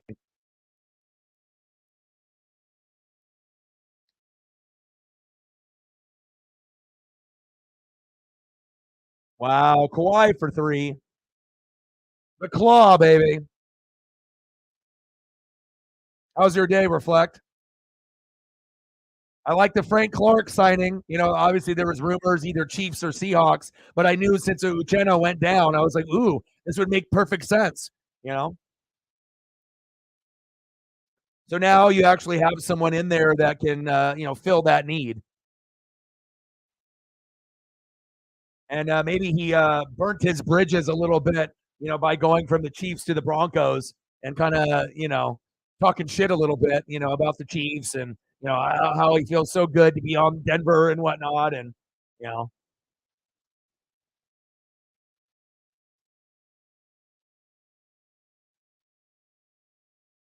Yeah, but it also depends, Judah, if you have a job. If you got a job or something that you got to wake up early at like 5, 6 a.m. and you need to sleep. Now, if you're in school or you're young, then yeah, East Coast is great if you're a sport fan. But if if you got a job or you got responsibilities, it's not ideal. Like, to live on the West Coast is ideal because we get them early. Everything ends earlier here on the West Coast. We don't got to wait until 2 a.m. for a game to end. The latest the game will end for us out here will be like 10 p.m. So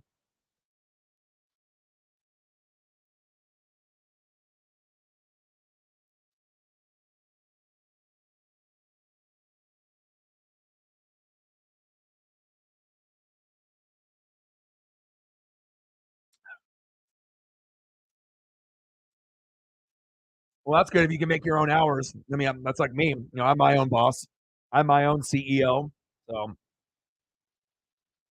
but I mean, a majority of my day is taking up reading, watching film study, following all the leagues, all the games, and then all wrestling included. And then on top of that, trying to exercise about 2 hours a day with my pup and making sure that she stays in good shape and whatnot, and spending quality time with her. So yeah, definitely excited to see what the Seahawks get with Frank Clark there. And too bad Uchenna went down.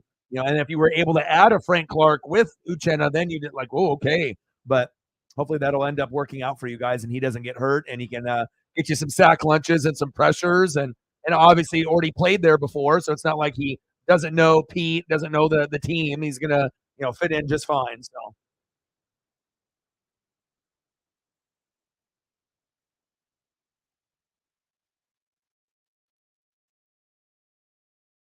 I got to click on Wemby here, see what's going on. 112, 111. Too bad Wemby got in foul trouble.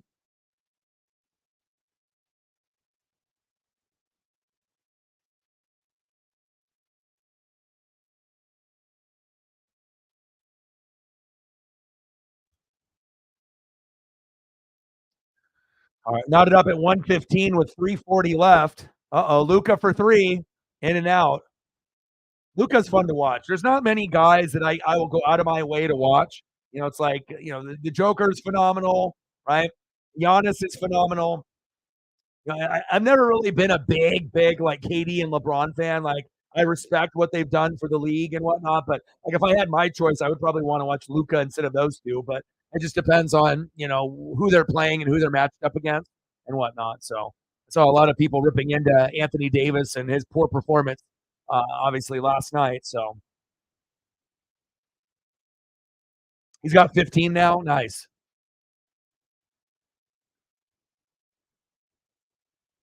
Yeah, but you never know, with this team and with some opportunities, to match up and kind of prove himself to get more money for the future. Maybe he'll. How many sacks does he have right now? Does he have any right now? What's the stat line on Frank Clark right now on the Broncos? Did he even record any sacks yet?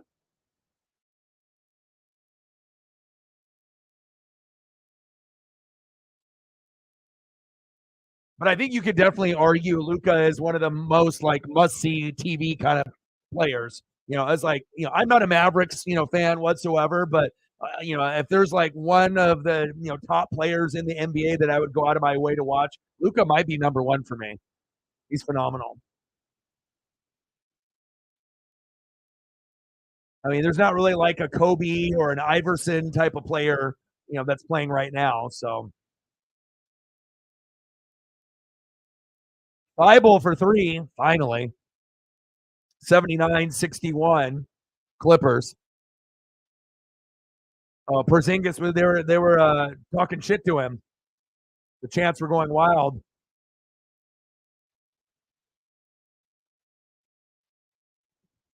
8:30 to go.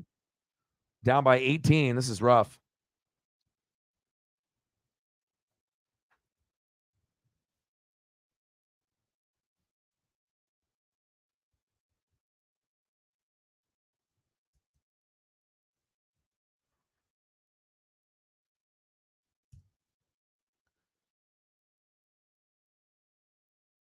Oh, what a flush. Here we go. Come on now. That link is fucked up. Hold up. Not like I'm going to miss anything big. Here we go.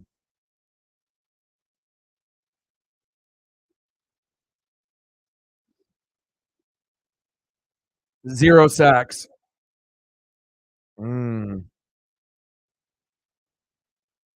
Well, that's not ideal. What was the money that was involved with the deal? Did they release that information yet? Big three by PG. 84-63 Clippers. Tatum had a good night, 34 and 11 for the Celtics. Porzingis with 30. That's a real good performance for him. Some people thought Porzingis was washed, but that was a good move for them to pick him up. PG with the brick. Come on now. 1 year, 5 million. In and out, no good. Simons for three. No good. God, we suck. It's going to be a long year for the Blazers.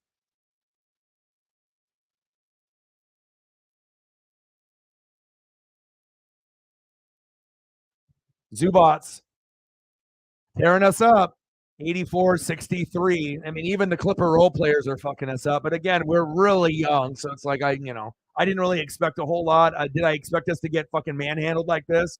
No. I mean, I was hoping that I saw the possibility, but I was hoping that we were going to keep it within 10 to 12, not have it be like 20, 21. But again, when you're young and you're going against a legit team in the Clippers, I mean, if everyone isn't playing, full gear together, then this is what happens. So, oh, how dare you? 1 year, 5.45 million. You had to get that extra 450,000 to do nothing. Crazy how much players get. Average person is just grinding away, working their ass off for their whole life, and they'll probably never ever, see, $300,000-$400,000, in a lifetime. And these guys are making crazy amount of money to do. Some guys don't even play; they just sit on the bench and collect that money. Kawhi Leonard, golly, little fast break. PG, nice bounce pass to Kawhi with the flush. 86-63 Clippers.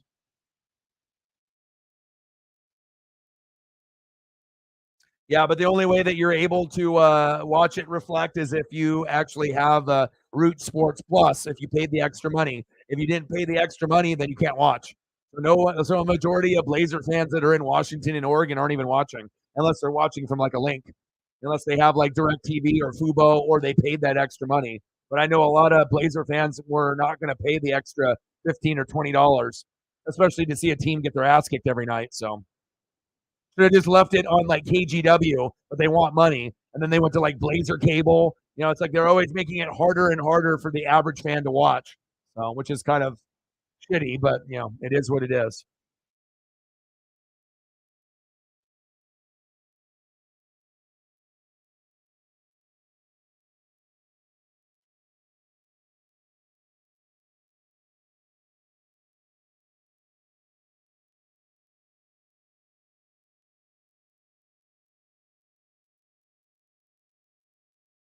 Yeah. And you know the really shitty thing is they sprung it on all the Blazer fans here in Oregon, like literally like a couple days ago. They're like, "Oh, did you want to watch the Blazers? Guess what? Now we're gonna take Root Sports Plus off, and now you have to pay 15 or 20 bucks if you want to watch. And if you don't, then screw you." So like Blazer fans were like, "What the hell, man?" Like, if it's one thing to have it on Root Sports, but then now you have to like just like give us time to like think about it. Like let us know like a month in advance or 2 months in advance so we could be pissed, talk about it, and then decide if we want to do it. And I know some people were thinking about just eliminating Xfinity altogether. And not even worrying about Root Sports Plus, but I know some of my friends caved and they're like, I have to watch. And I was like, bro, I got it. I mean, I get it. And I told them, it's like, if I got links, if you need links, if you decide to cancel it, I'll still be able to get you, to be able to watch. And I mean, you might have like a 10 to 30-second delay, but at least you'll get to watch it better than not watching it all, But I guess if you're losing by 20 or 30, does it really fucking matter? You know what I mean? Oh, you're 25 seconds behind, but we're down by 30. I don't think I really missed a whole lot. But Westbrook looks great. PG looks great. The Claw, Kawhi looks great. We look incredibly young out there. So,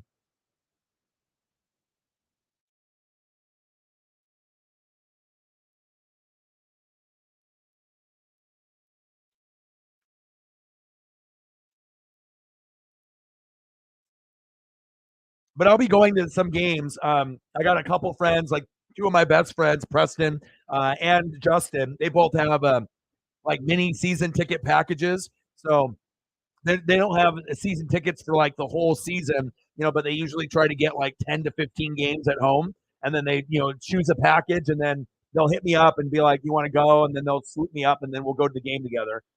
That's always fun. I love going to the games in person.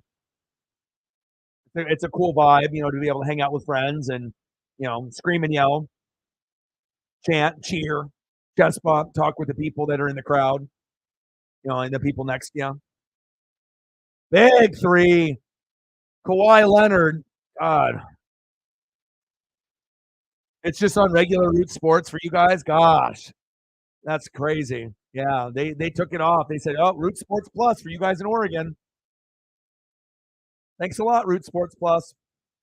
I wonder if they're going to do that with the Mariners too. If they're going to be like, "Well, you want to watch the Mariners? Now you got to pay for Root Sports Plus." Yeah, Sonics are coming back though soon. Sounds like Vegas and Seattle, it's almost a done deal, and they're going to make an announcement, within the next year or so or sooner. So that's exciting because I always love the I-5 rivalry. I love the Blazers-Lakers rivalry, but I actually like the Blazers-Sonics rivalry more. Because I thought it was always competitive. Gary Payton, Detlef Schrempf, Shawn Kemp, you know, Xavier McDaniel, Dale Ellis, Sonics, Irvin Johnson, but not the Magic Johnson, the center. But I always loved that Sonic and Blazer rivalry. Rashad Lewis, KD when he was there early in his rookie year.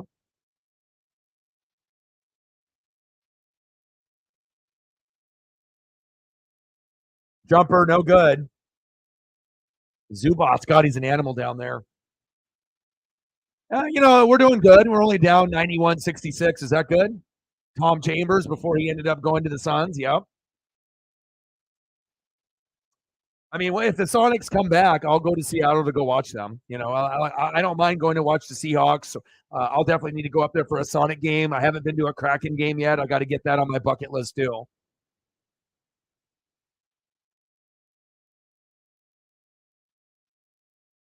God, this is bad. All my Blazer buddies are just like, oh. I was like, well, I had to hit them with the stinky mean gif. Like, well, man, we're bad right now. The youth is really showing. But again, if you're a Pacific Northwest fan, it's not all peaches and cream. We're not a bunch of bandwagon fans. A lot of times our teams aren't that good. And then, it takes a while for us to get good. But when we are good, we're really, really good. So, sometimes you got to go through that heartache and that pain. Stolen, PG, bang, with the flush. 93-66. Can we now it's can we wave the white towel? Scoot, can you do something, Scoot? We drafted you for a reason. You're not playing very Dame-like. Another turnover. God, Scoot looks terrible. I mean, obviously the Clippers are a great team at home. They got all their guys healthy. Like a veteran team. It's like a varsity team going against a freshman team in practice. That's what it looks like. Kawhi for 3 again. Yeah. KD and Westbrook and then bye. Yeah, it sucked. Wish that they would have never left. Airball.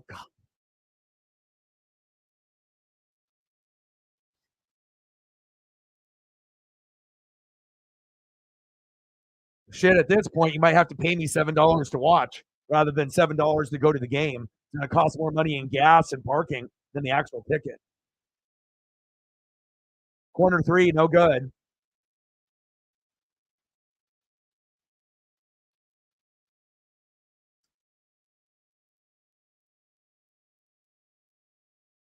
Yeah, Matt or somebody, if someone wants to handle, I think Sarah fell asleep like 2 hours ago. So I didn't expect to get a whole lot of donos or anything tonight, but it would be nice to not end with a goose egg. So we'll see if we get any of the goats to kind of come through before the game is over. But if someone wants to handle that responsibility for me, I'd appreciate it. I mean, it'd be better to finish it with like 5 rather than nothing.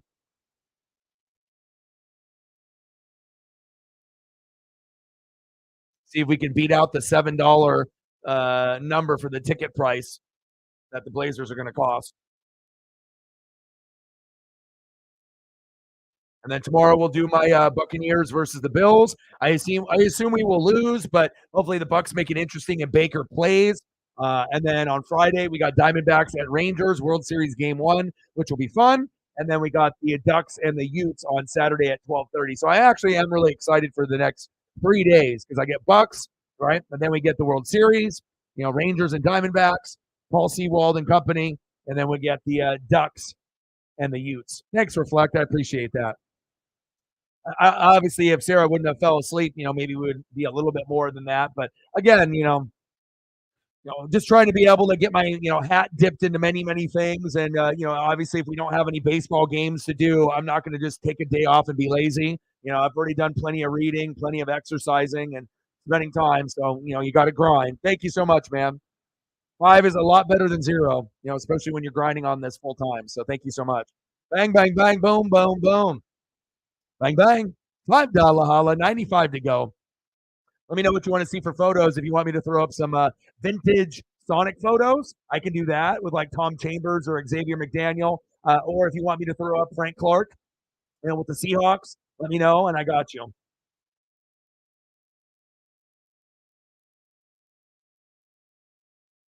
Yeah,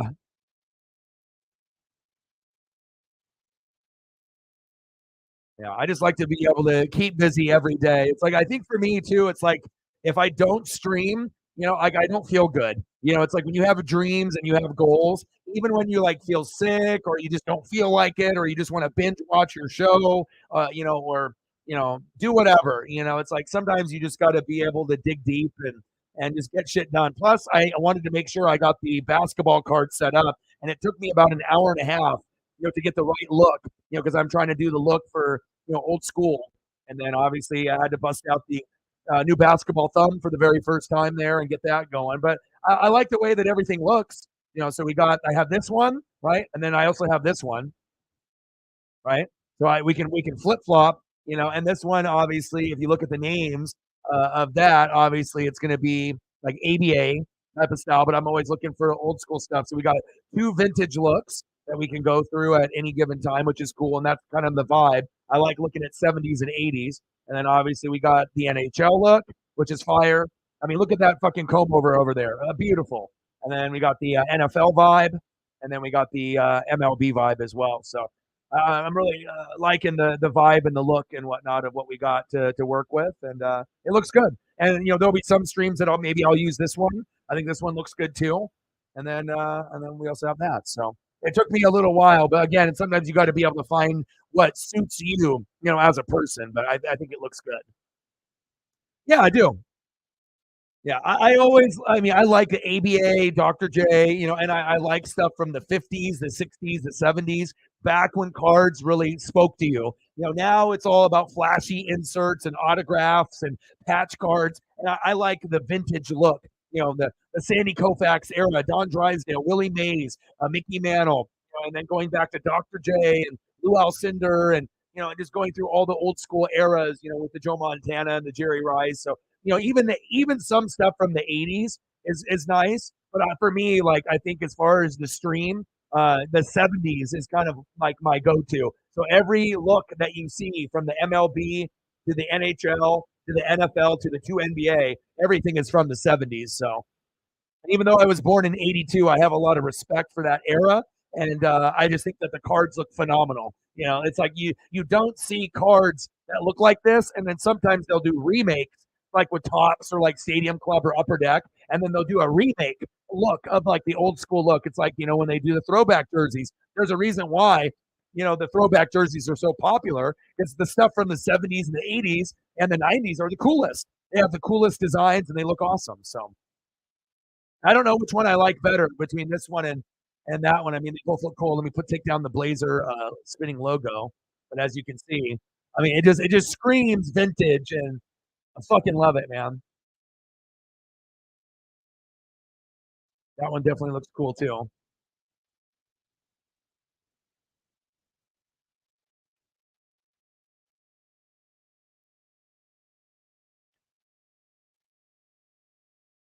Let me see if I can get some Gary Payton here since the game is completely over already. 99-73.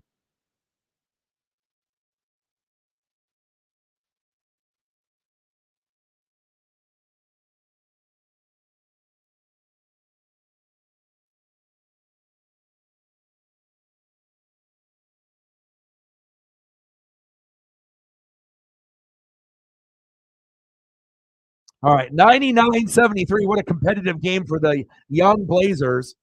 I knew we were young, but this is like out of like, I would say 10 teams that you wouldn't want to open with. We obviously got one of those 10 teams. It's like the Kraken playing the Vegas Golden Knights in their house, game one. I already knew we were going to lose. I knew it was going to be bad. 3 no good. But even with us being young, we're playing a lot worse than I thought we were going to play.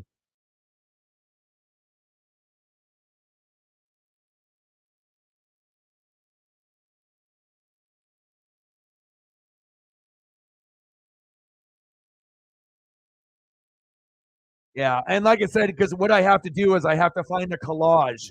So what I do is I usually find a collage, of cards from a collector that goes 6 or 7 across, and then I have to format my video screen and the scoreboard to make it look clean. Because you can't have it too wide, and you know what I mean. And just the way that the cards are laid out on the screen, sometimes they're going to be a little bit cut off, but as long as you can still see, some of the cards, like like I said, I was pressed for time and it took me about an hour to go through many, many options. And I felt like with these ones look the best. And I'll keep looking, to see if I can find, something else. But obviously, the cut off on the top necessarily isn't ideal, but at least you can see the cards in the middle, And then obviously, we have this one where maybe this one is a little bit cleaner because we can see the top on the cards here on the top and in the middle. You like this one better?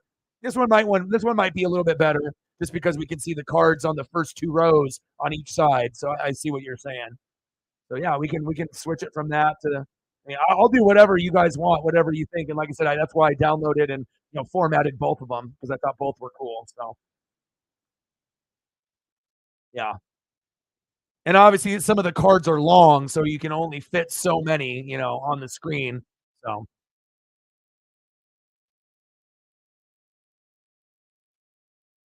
I'm always up for suggestions on what you guys like, and as long as it's old school, that's my number one thing. I'm not going to do anything current. Everything that I put up is going to be from the '60s, the '70s, and then if I find something in the '80s and it looks good enough and it's vintage enough, then I'll consider it. But I feel like '70s is kind of the wheelhouse. Little Gary Payton and little Karl Malone.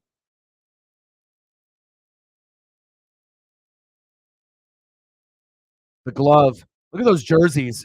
So sick. That Sonics 20, I would rock that. Fucking clean. Ooh, look at that. Two GOATs, 96 finals.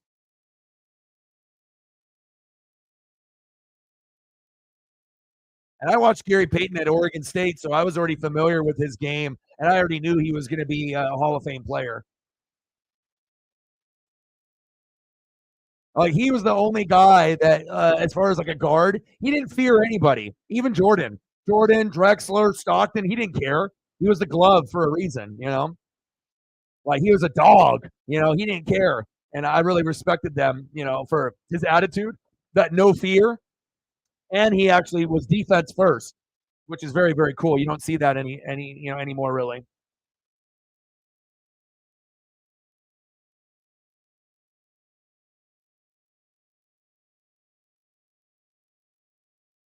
Well, let's see if we can lose by 15 rather than losing by 40 here.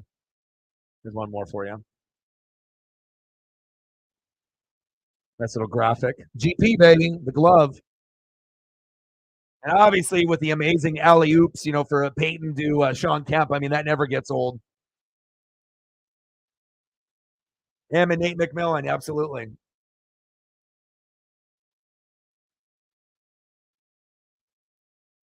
Xavier McDaniel back in the day, a little bit before his time. But Gary Payton, McMillan, Detlef Schrempf, Irvin Johnson. But really it was Schrempf, Kemp, and Payton. I mean, and then obviously Peyton and Shawn Kemp, I mean, in their prime, I mean, they were so fun to watch. Another three, 102-73. Chauncey Billups fired. Yeah, and I'll keep looking through the cards if I can find any more, you know, that have a good vintage look to them. Oh, yeah, George Karl.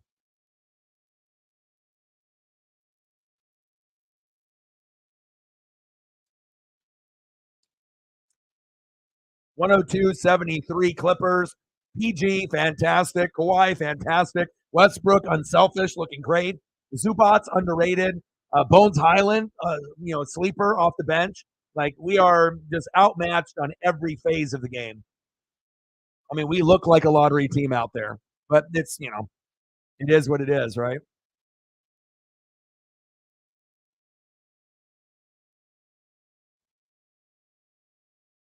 But it's not like I'm a delusional fan thinking that, oh, we were going to be a, you know, top 5 playoff team or something. Like, I already knew we were going to be pretty bad. So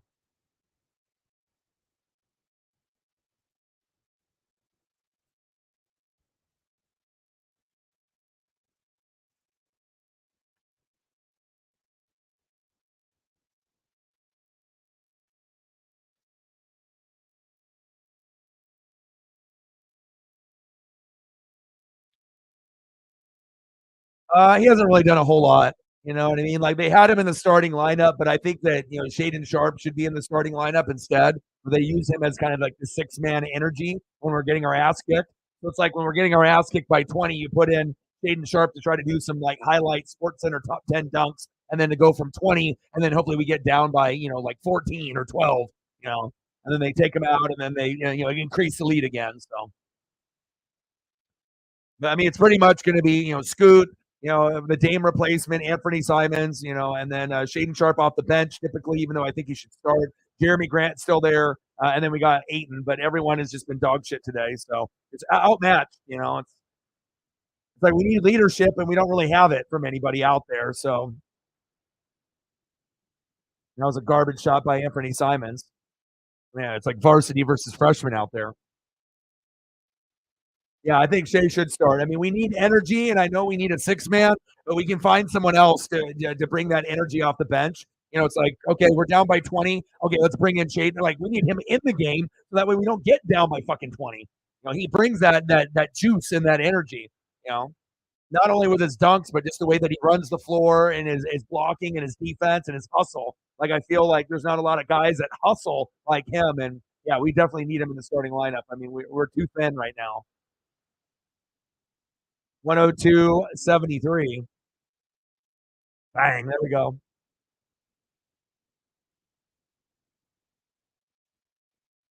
No, because he's not like Joel Embiid. You know, he's like he might be the 3rd best center in the league or 4th best center, but I mean he's very minimal. You know, like 15 and 10. You know, 15 and 8.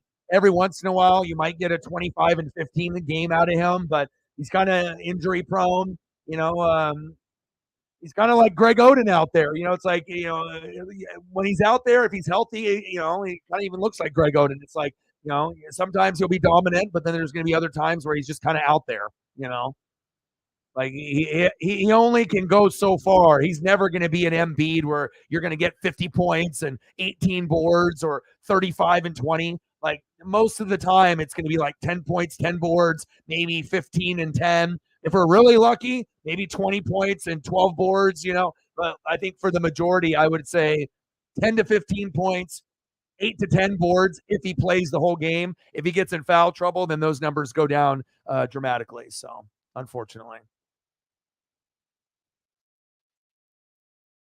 Vinny the Microwave Johnson, yeah. Little Isaiah Thomas and Joe Dumars, and then Mark Aguirre, right? Bill Laimbeer, John Sally, Dennis Rodman, the Microwave. Your boy remembers.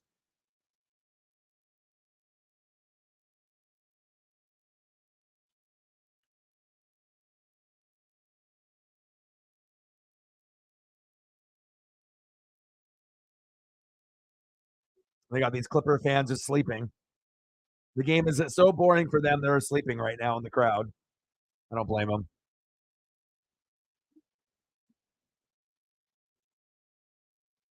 But also a tough game for the Blazers to play on the road, so.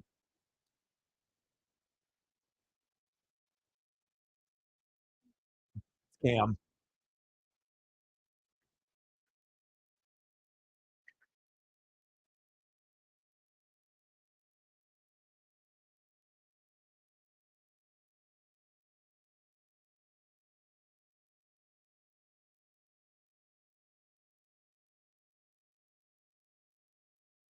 The highlight of the stream is them showing fans dancing at the Clipper game.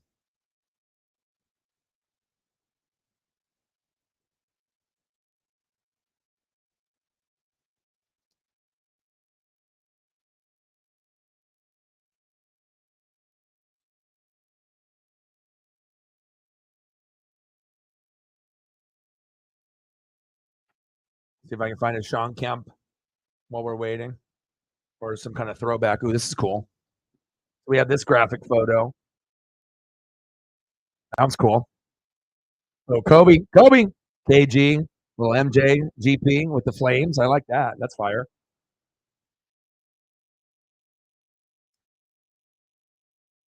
And Wemby obviously got in foul trouble early, so his stat line wasn't as good as it could have been.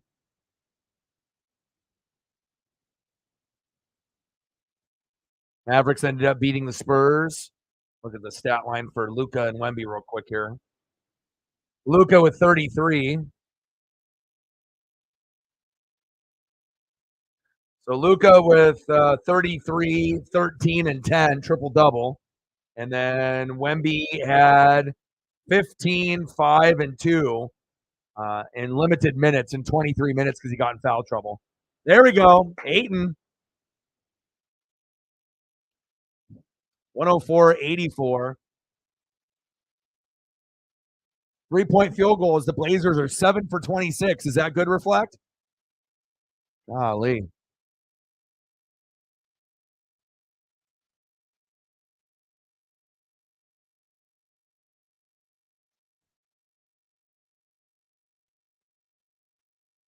Moda?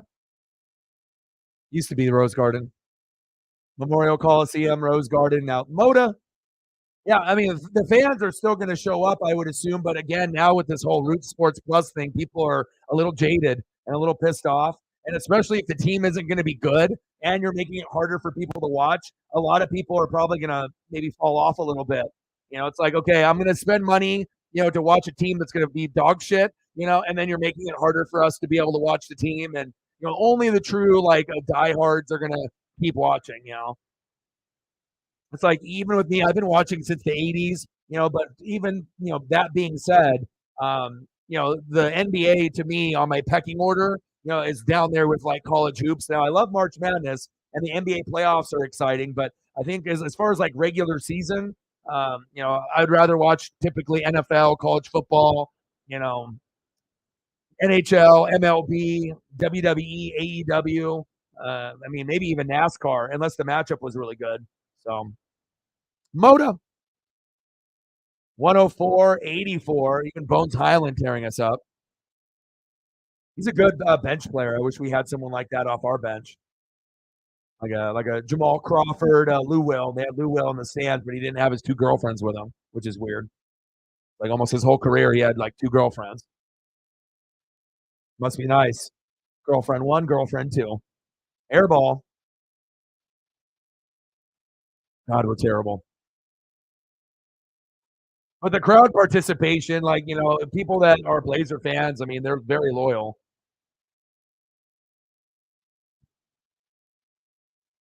But I imagine tickets are going to be cheaper this year because the team isn't going to be as good.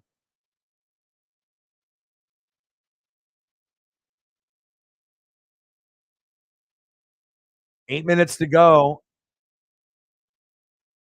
And one. Zubats and Lou Will with his son in the front row underneath the hoop there. Zubats is underrated also.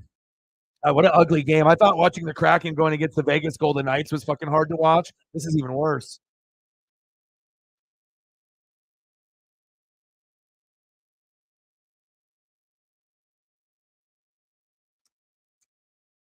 But at least after the game is over, even though it's been raining pretty heavy all day, me and Paisley will go for a 30, 45-minute walk. I'll clear my head, get some exercise in, maybe watch some Dexter, try to finish up on that. I'm pretty close. Started it from the very beginning, and I think I'm on like season 6. So I think I have like 1 or 2 seasons left to finish. I've been binge watching that. So, and then after I finish that, maybe I'll do Breaking Bad or Sons of Anarchy or Better Call Saul, or I'll have to decide where I want to go after that. Already did True Blood and Game of Thrones, Dexter, the new Dexter, Floater by Aiton, no good. Aiton is kind of like Loppy out there. It's like he's got some skills for being a big guy, but he's just not smooth. He's kind of robotic when he's out there. And that's a big reason why he's not going to pan out, like fully to like a Joel Embiid. He'll never be that player. He's just always going to cap out at just being kind of a 15-10 kind of player. Nothing more, nothing less. Westworld, I watched that from the very beginning. I enjoyed that a lot. Love me some Westworld. Yeah, maybe rewatching Westworld from the very beginning. That would be cool too. Yeah. I mean, like I said, anything that came out, on HBO or Showtime, I was all over that. But sometimes once a show ends, I let a couple years pass, and sometimes I'll go back and try to watch it. Like I haven't watched Dexter from the very, very beginning in a few years. So to go through like the Ice Truck Killer and Trinity, it was very cool. Like some stuff you remember, but then some stuff you like totally forget because it's been a few years. So, yeah, robotic. Scoot. God, does he even fucking have any points tonight? Golly.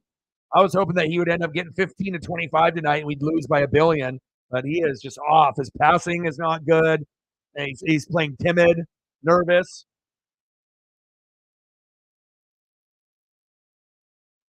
He's 1 for 7 with 2 points. That's not what we expected when we drafted you. Brogdon for 3. There we go. At least we got something there. God, we suck. 115.91.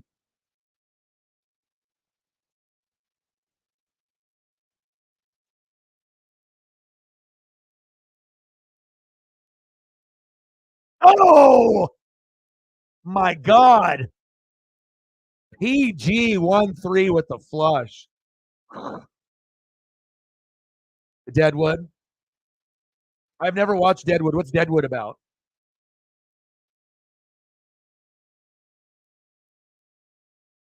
Is it like serial killer stuff or is it like Cowboys? No, Big 3 at the top of the key. Yellowstone is good too. I mean, like I said, I like a little bit of everything. Like I said, when sports, obviously this is my full-time job and I'm doing this, but I like to be able to, kind of escape from sports because I do it every day and like to be able to get into other type of programming, Nat Geo, Discovery, History. Ah, God, our defense is absolutely atrocious. Like it doesn't even exist. The defense there, Aiton, didn't even jump to try to get that block. Old mining town in Dakota with great characters. Ooh, maybe I should watch that.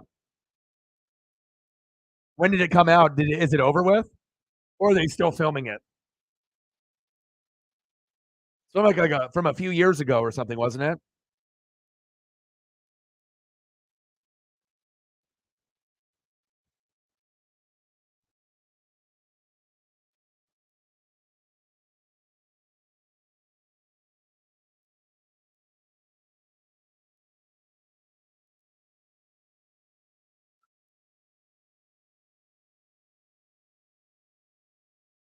The most entertaining thing about the stream is going to be the fans dancing in the Clipper crowd.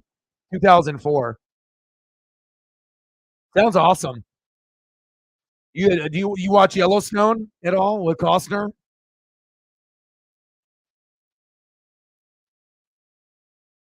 2004. How many seasons?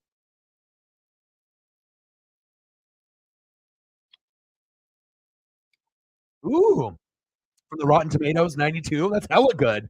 3 seasons. Ooh, maybe as soon as I finish Dexter, then I'll get on that. What was it on? Yellowstone is very good. I'm not even into like cowboys and that like kind of scene, but if it's got good actors and actresses and it has good story, you can tell that the people that wrote it did a really really good job. Like you know I'm gonna watch, and obviously when you get into it, then you're like, oh okay, I'm into this. And then what network was it on? Was it on HBO? Was it on Showtime? What network was the show on originally? Deadwood. Like where can I watch it? Can I get it on can I get it on like Netflix or Hulu or Amazon Prime? Maybe I'll just have to look it up. Showtime, I see it's on Amazon Prime. I have Prime. Okay. So it was on Showtime. Oh, that's really good then. Anything on HBO and Showtime is typically like fire. It's not like shitty. So HBO. Oh, okay. But if it's on Prime and Hulu, then I'm good there. And those are the two best services to order.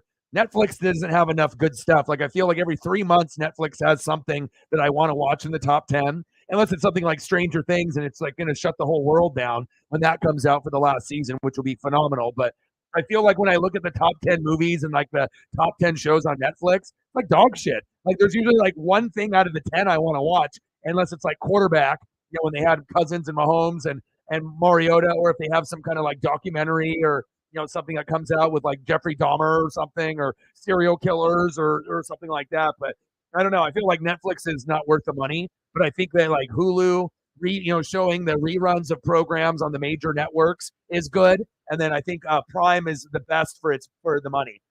Prime gives you a little bit of everything, and I think that content to me is the best. That's my favorite.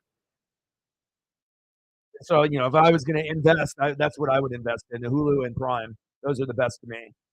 Well, 117.97, getting our asses handed to us. Game has been over for 3 quarters, but your boy's still here.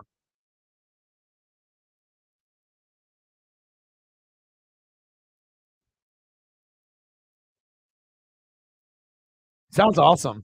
Yeah, maybe as soon as I end up finishing up Dexter here within another week or so. I mean, I've been watching it every day. Every day I try to watch like 3 to 4 episodes. So while I'm reading and doing film study, I'll have it, and me and Paisley will, snuggle and whatnot, and we'll just like watch whatever. Sometimes I'll watch some like vintage cartoons from the 80s as well if I want something not as dark.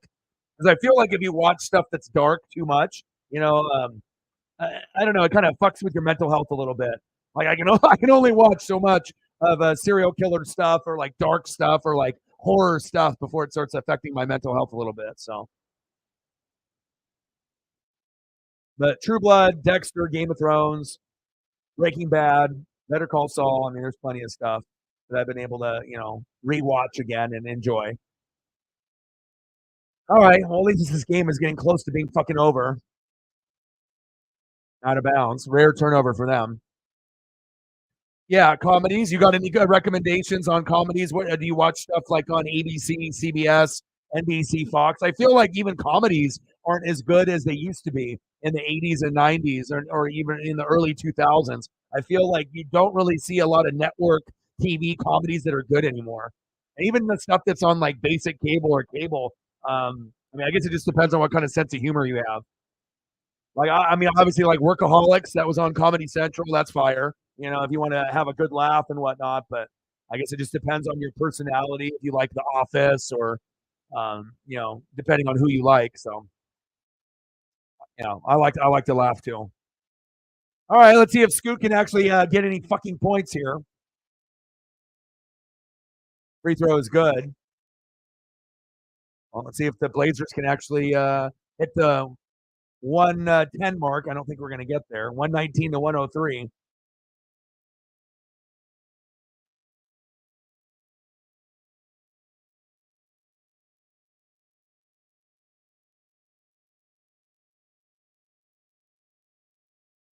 Baseline jumper, air ball, no good. What are you watching? What are the shows that you're watching right now?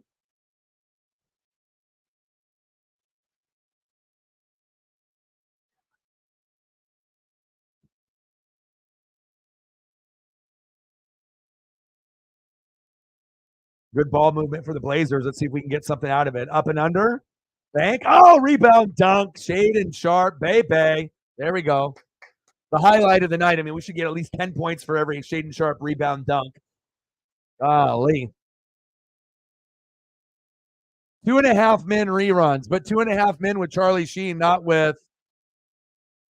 Ashton Kutcher. Or do you like the Ashton Kutcher version after Charlie Sheen left? I feel like Charlie Sheen ones were the best by far. Obviously, he was living his life kind of that way in real life, so he wasn't really even having to act. He was just kind of being himself, womanizer, drinker, and whatnot. So it was not really him having to be someone that he's not. It's kind of like who you are. But I felt like the Ashton Kutcher ones were like okay, but they definitely weren't as good as the Charlie Sheen ones. Yeah, but like I said, but if you like the show and it still has Berta and it has all the other cast members in it, it's not like it was terrible. Like I feel like 2.5 Men with Sheen was like a 10, and then with Ashton Kutcher it was like a 7 or 8. Some episodes were really funny and good, and then other ones were like meh. It was okay.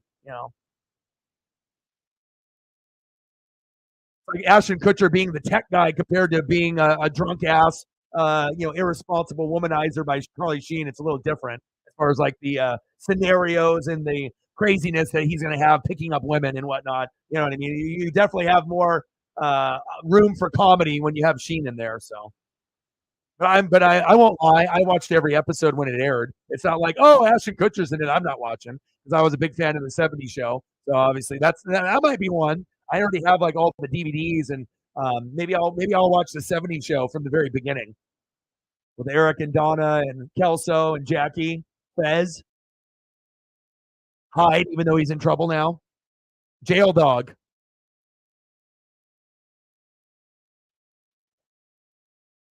Even the cult couldn't save him. The Scientology couldn't save him.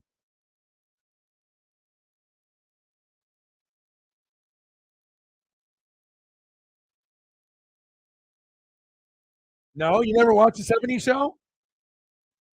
Oh, it's classic.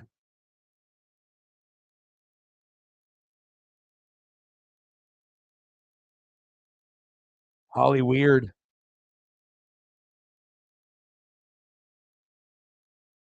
Lots of craziness going on for sure. Like people think that they know their favorite actors and actresses, but they don't really know what's going on.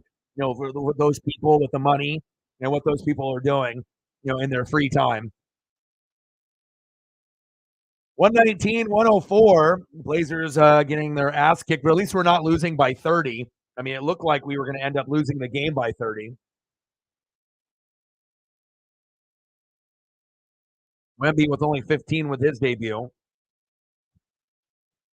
And it's like I feel that people have this certain like depiction in their head of like, oh, Tom Hanks, and certain people like, oh, this guy's such a great guy. I love all these movies and everything. And then you start seeing these reports, with like Epstein Island and all of this other crazy shit that goes around, and with all of the human trafficking and all this other shit going on. Like people kind of like turn an eye or turn a head. That's not true. That's just fugazi. It's made up. Okay. You know, there's a lot of stuff that's going on out there. Unless you like read and pay attention to what's going on, then you'll never know. Or you're just completely oblivious.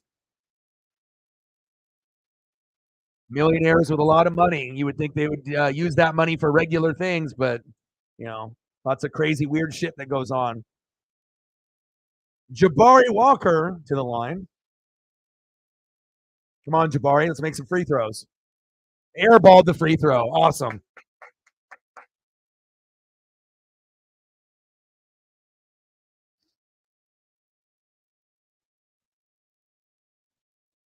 Zubats, 20 points, 12 boards, 4 blocks. Why can't we have that?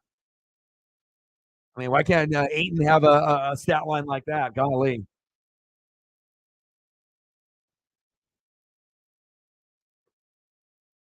Fucking airball. Terrible. I mean, considering that the score is what it is, I mean, in reality, we should have lost this game by like 30. There's no way in hell that it should be 10 points at this point. I mean, we literally got no production from fucking anybody. This is like so hard to watch. I figured that we'd be young and up tempo and we would lose. But again, the big glaring thing with the Blazers is the defense is non-existent. And hell, if it's going to be like this all year, fuck. I mean, I don't know if I have a choice between doing the Kraken and the Blazers, I'm going to do the Kraken because this is going to be too much for me to sit through. Like if there's nothing else on and then the Blazers are on, I'll do it. You know what I mean? But if the Blazers and the Kraken are on, I'm going to go Kraken because, this is rough. And even if the Kraken are struggling, at least at some point they should be able to figure it out.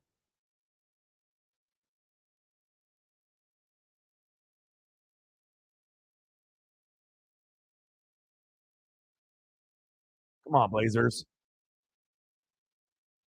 Piss poor effort. O-Dog for the Blazer head coach.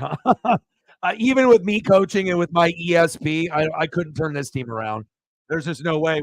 There's not enough talent, not enough discipline. Chauncey Billups is not a good head coach. And even if I was in there, yeah, I ain't saving this team. This is terrible. Absolutely terrible.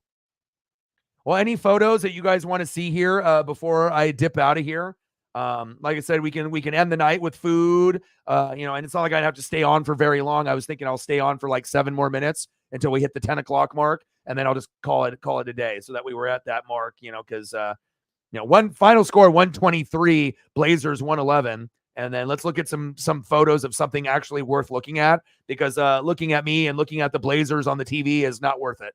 Jeremy Grant with 13. Ayton, right? Big pickup. 4 points. Thanks a lot. You suck. Thibault with 8. Anthony Simons with 18. And Scoot actually got to 11, but he shot 5 for 11. Terrible. Kamara 7. Walker 6. Williams 10. Brogdon with 20 off our bench. That just shows you how shitty we are. And Sharp with 14 off our bench. And then Paul George with 27, Kawhi with 23, Westbrook with 11, Zubats with 20 and 12, and even Bones Highland with 17 off the bench. Clippers, you're awesome. Blazers, your ass. So let's do some food or something here real quick for like the last few minutes. If you guys have anything else that you guys want to see, but I think we'll go with a little bit of food, and then that will ease the pain for me a little bit. We'll start here with this fire photo, and then we'll do some food photos. If you guys have any suggestions for food, Hawaiian food, chicken, pizza, tacos, let me know. And then we'll just look at some amazing food for a couple minutes, and then we'll call it a day.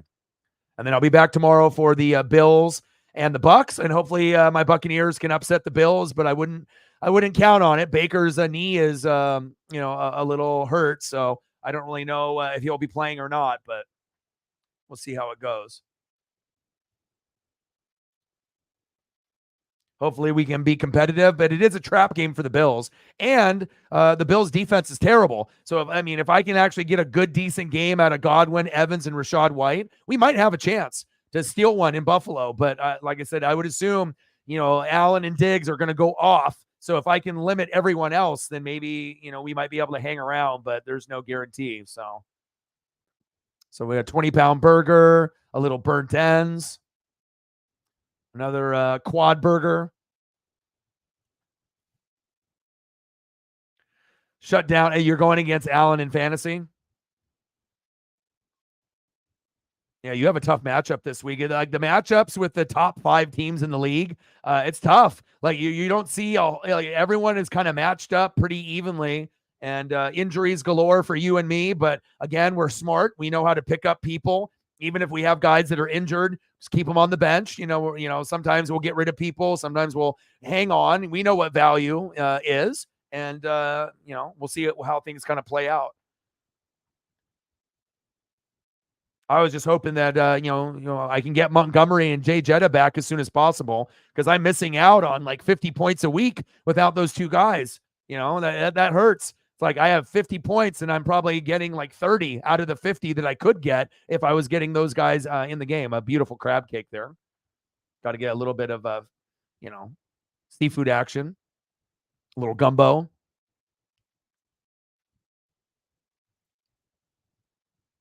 All right, Judah, I'll see you tomorrow, brother.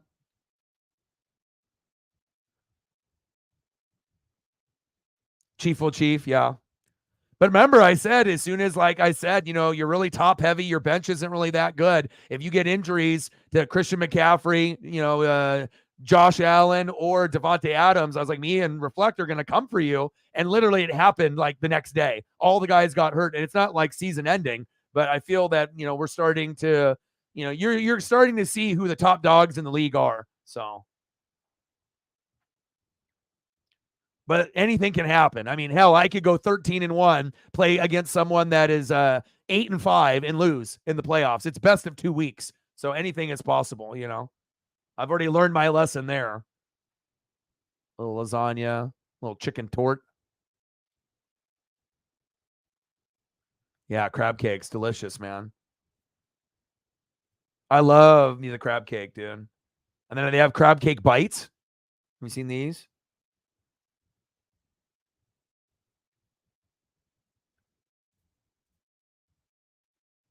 So here's another version on like a different photo of another option.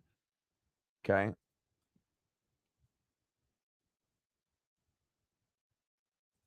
And then the bites. Like this one looks more appetizing, or where is it? This one looks more appetizing because it's like more zoomed in. But the bites, though, those look delicious.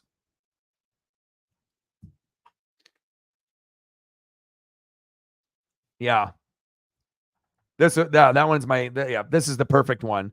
Like it almost looks like it's like from I don't know, like a Red Lobster or a place that would have like a high-end restaurant type crab cake. So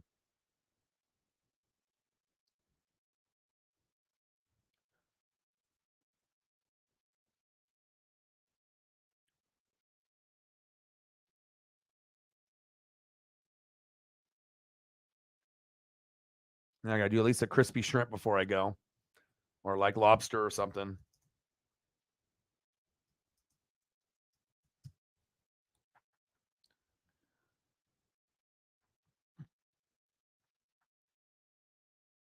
Jumbo crispy shrimps.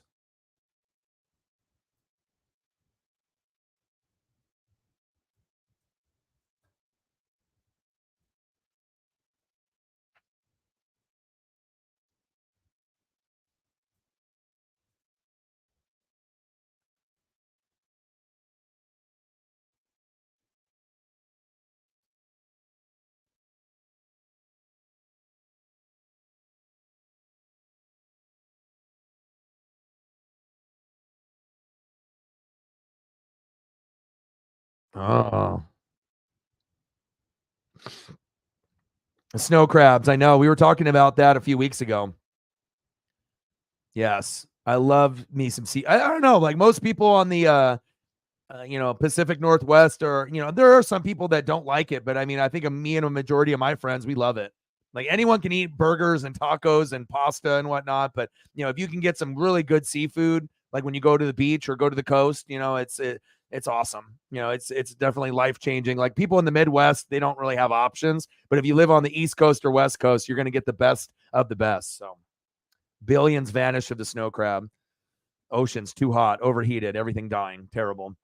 Well, I love you guys, and I appreciate you guys very much. Reflect, thank you. So that way, it's always good to be able to have something rather than nothing. So Sarah fell asleep hours ago, and I imagine she'll wake up and tell me, sorry, I fell asleep. So it's all good. Obviously, with the Blazers, it's going to be a long, long year, but I'm still going to grind it out, and hopefully we can get some new subs and new views and some maybe new heavy hitters at some point or another. Crab eat at the fish bar at Little Creek Casino. Oh, okay. I'll have to do that. Absolutely.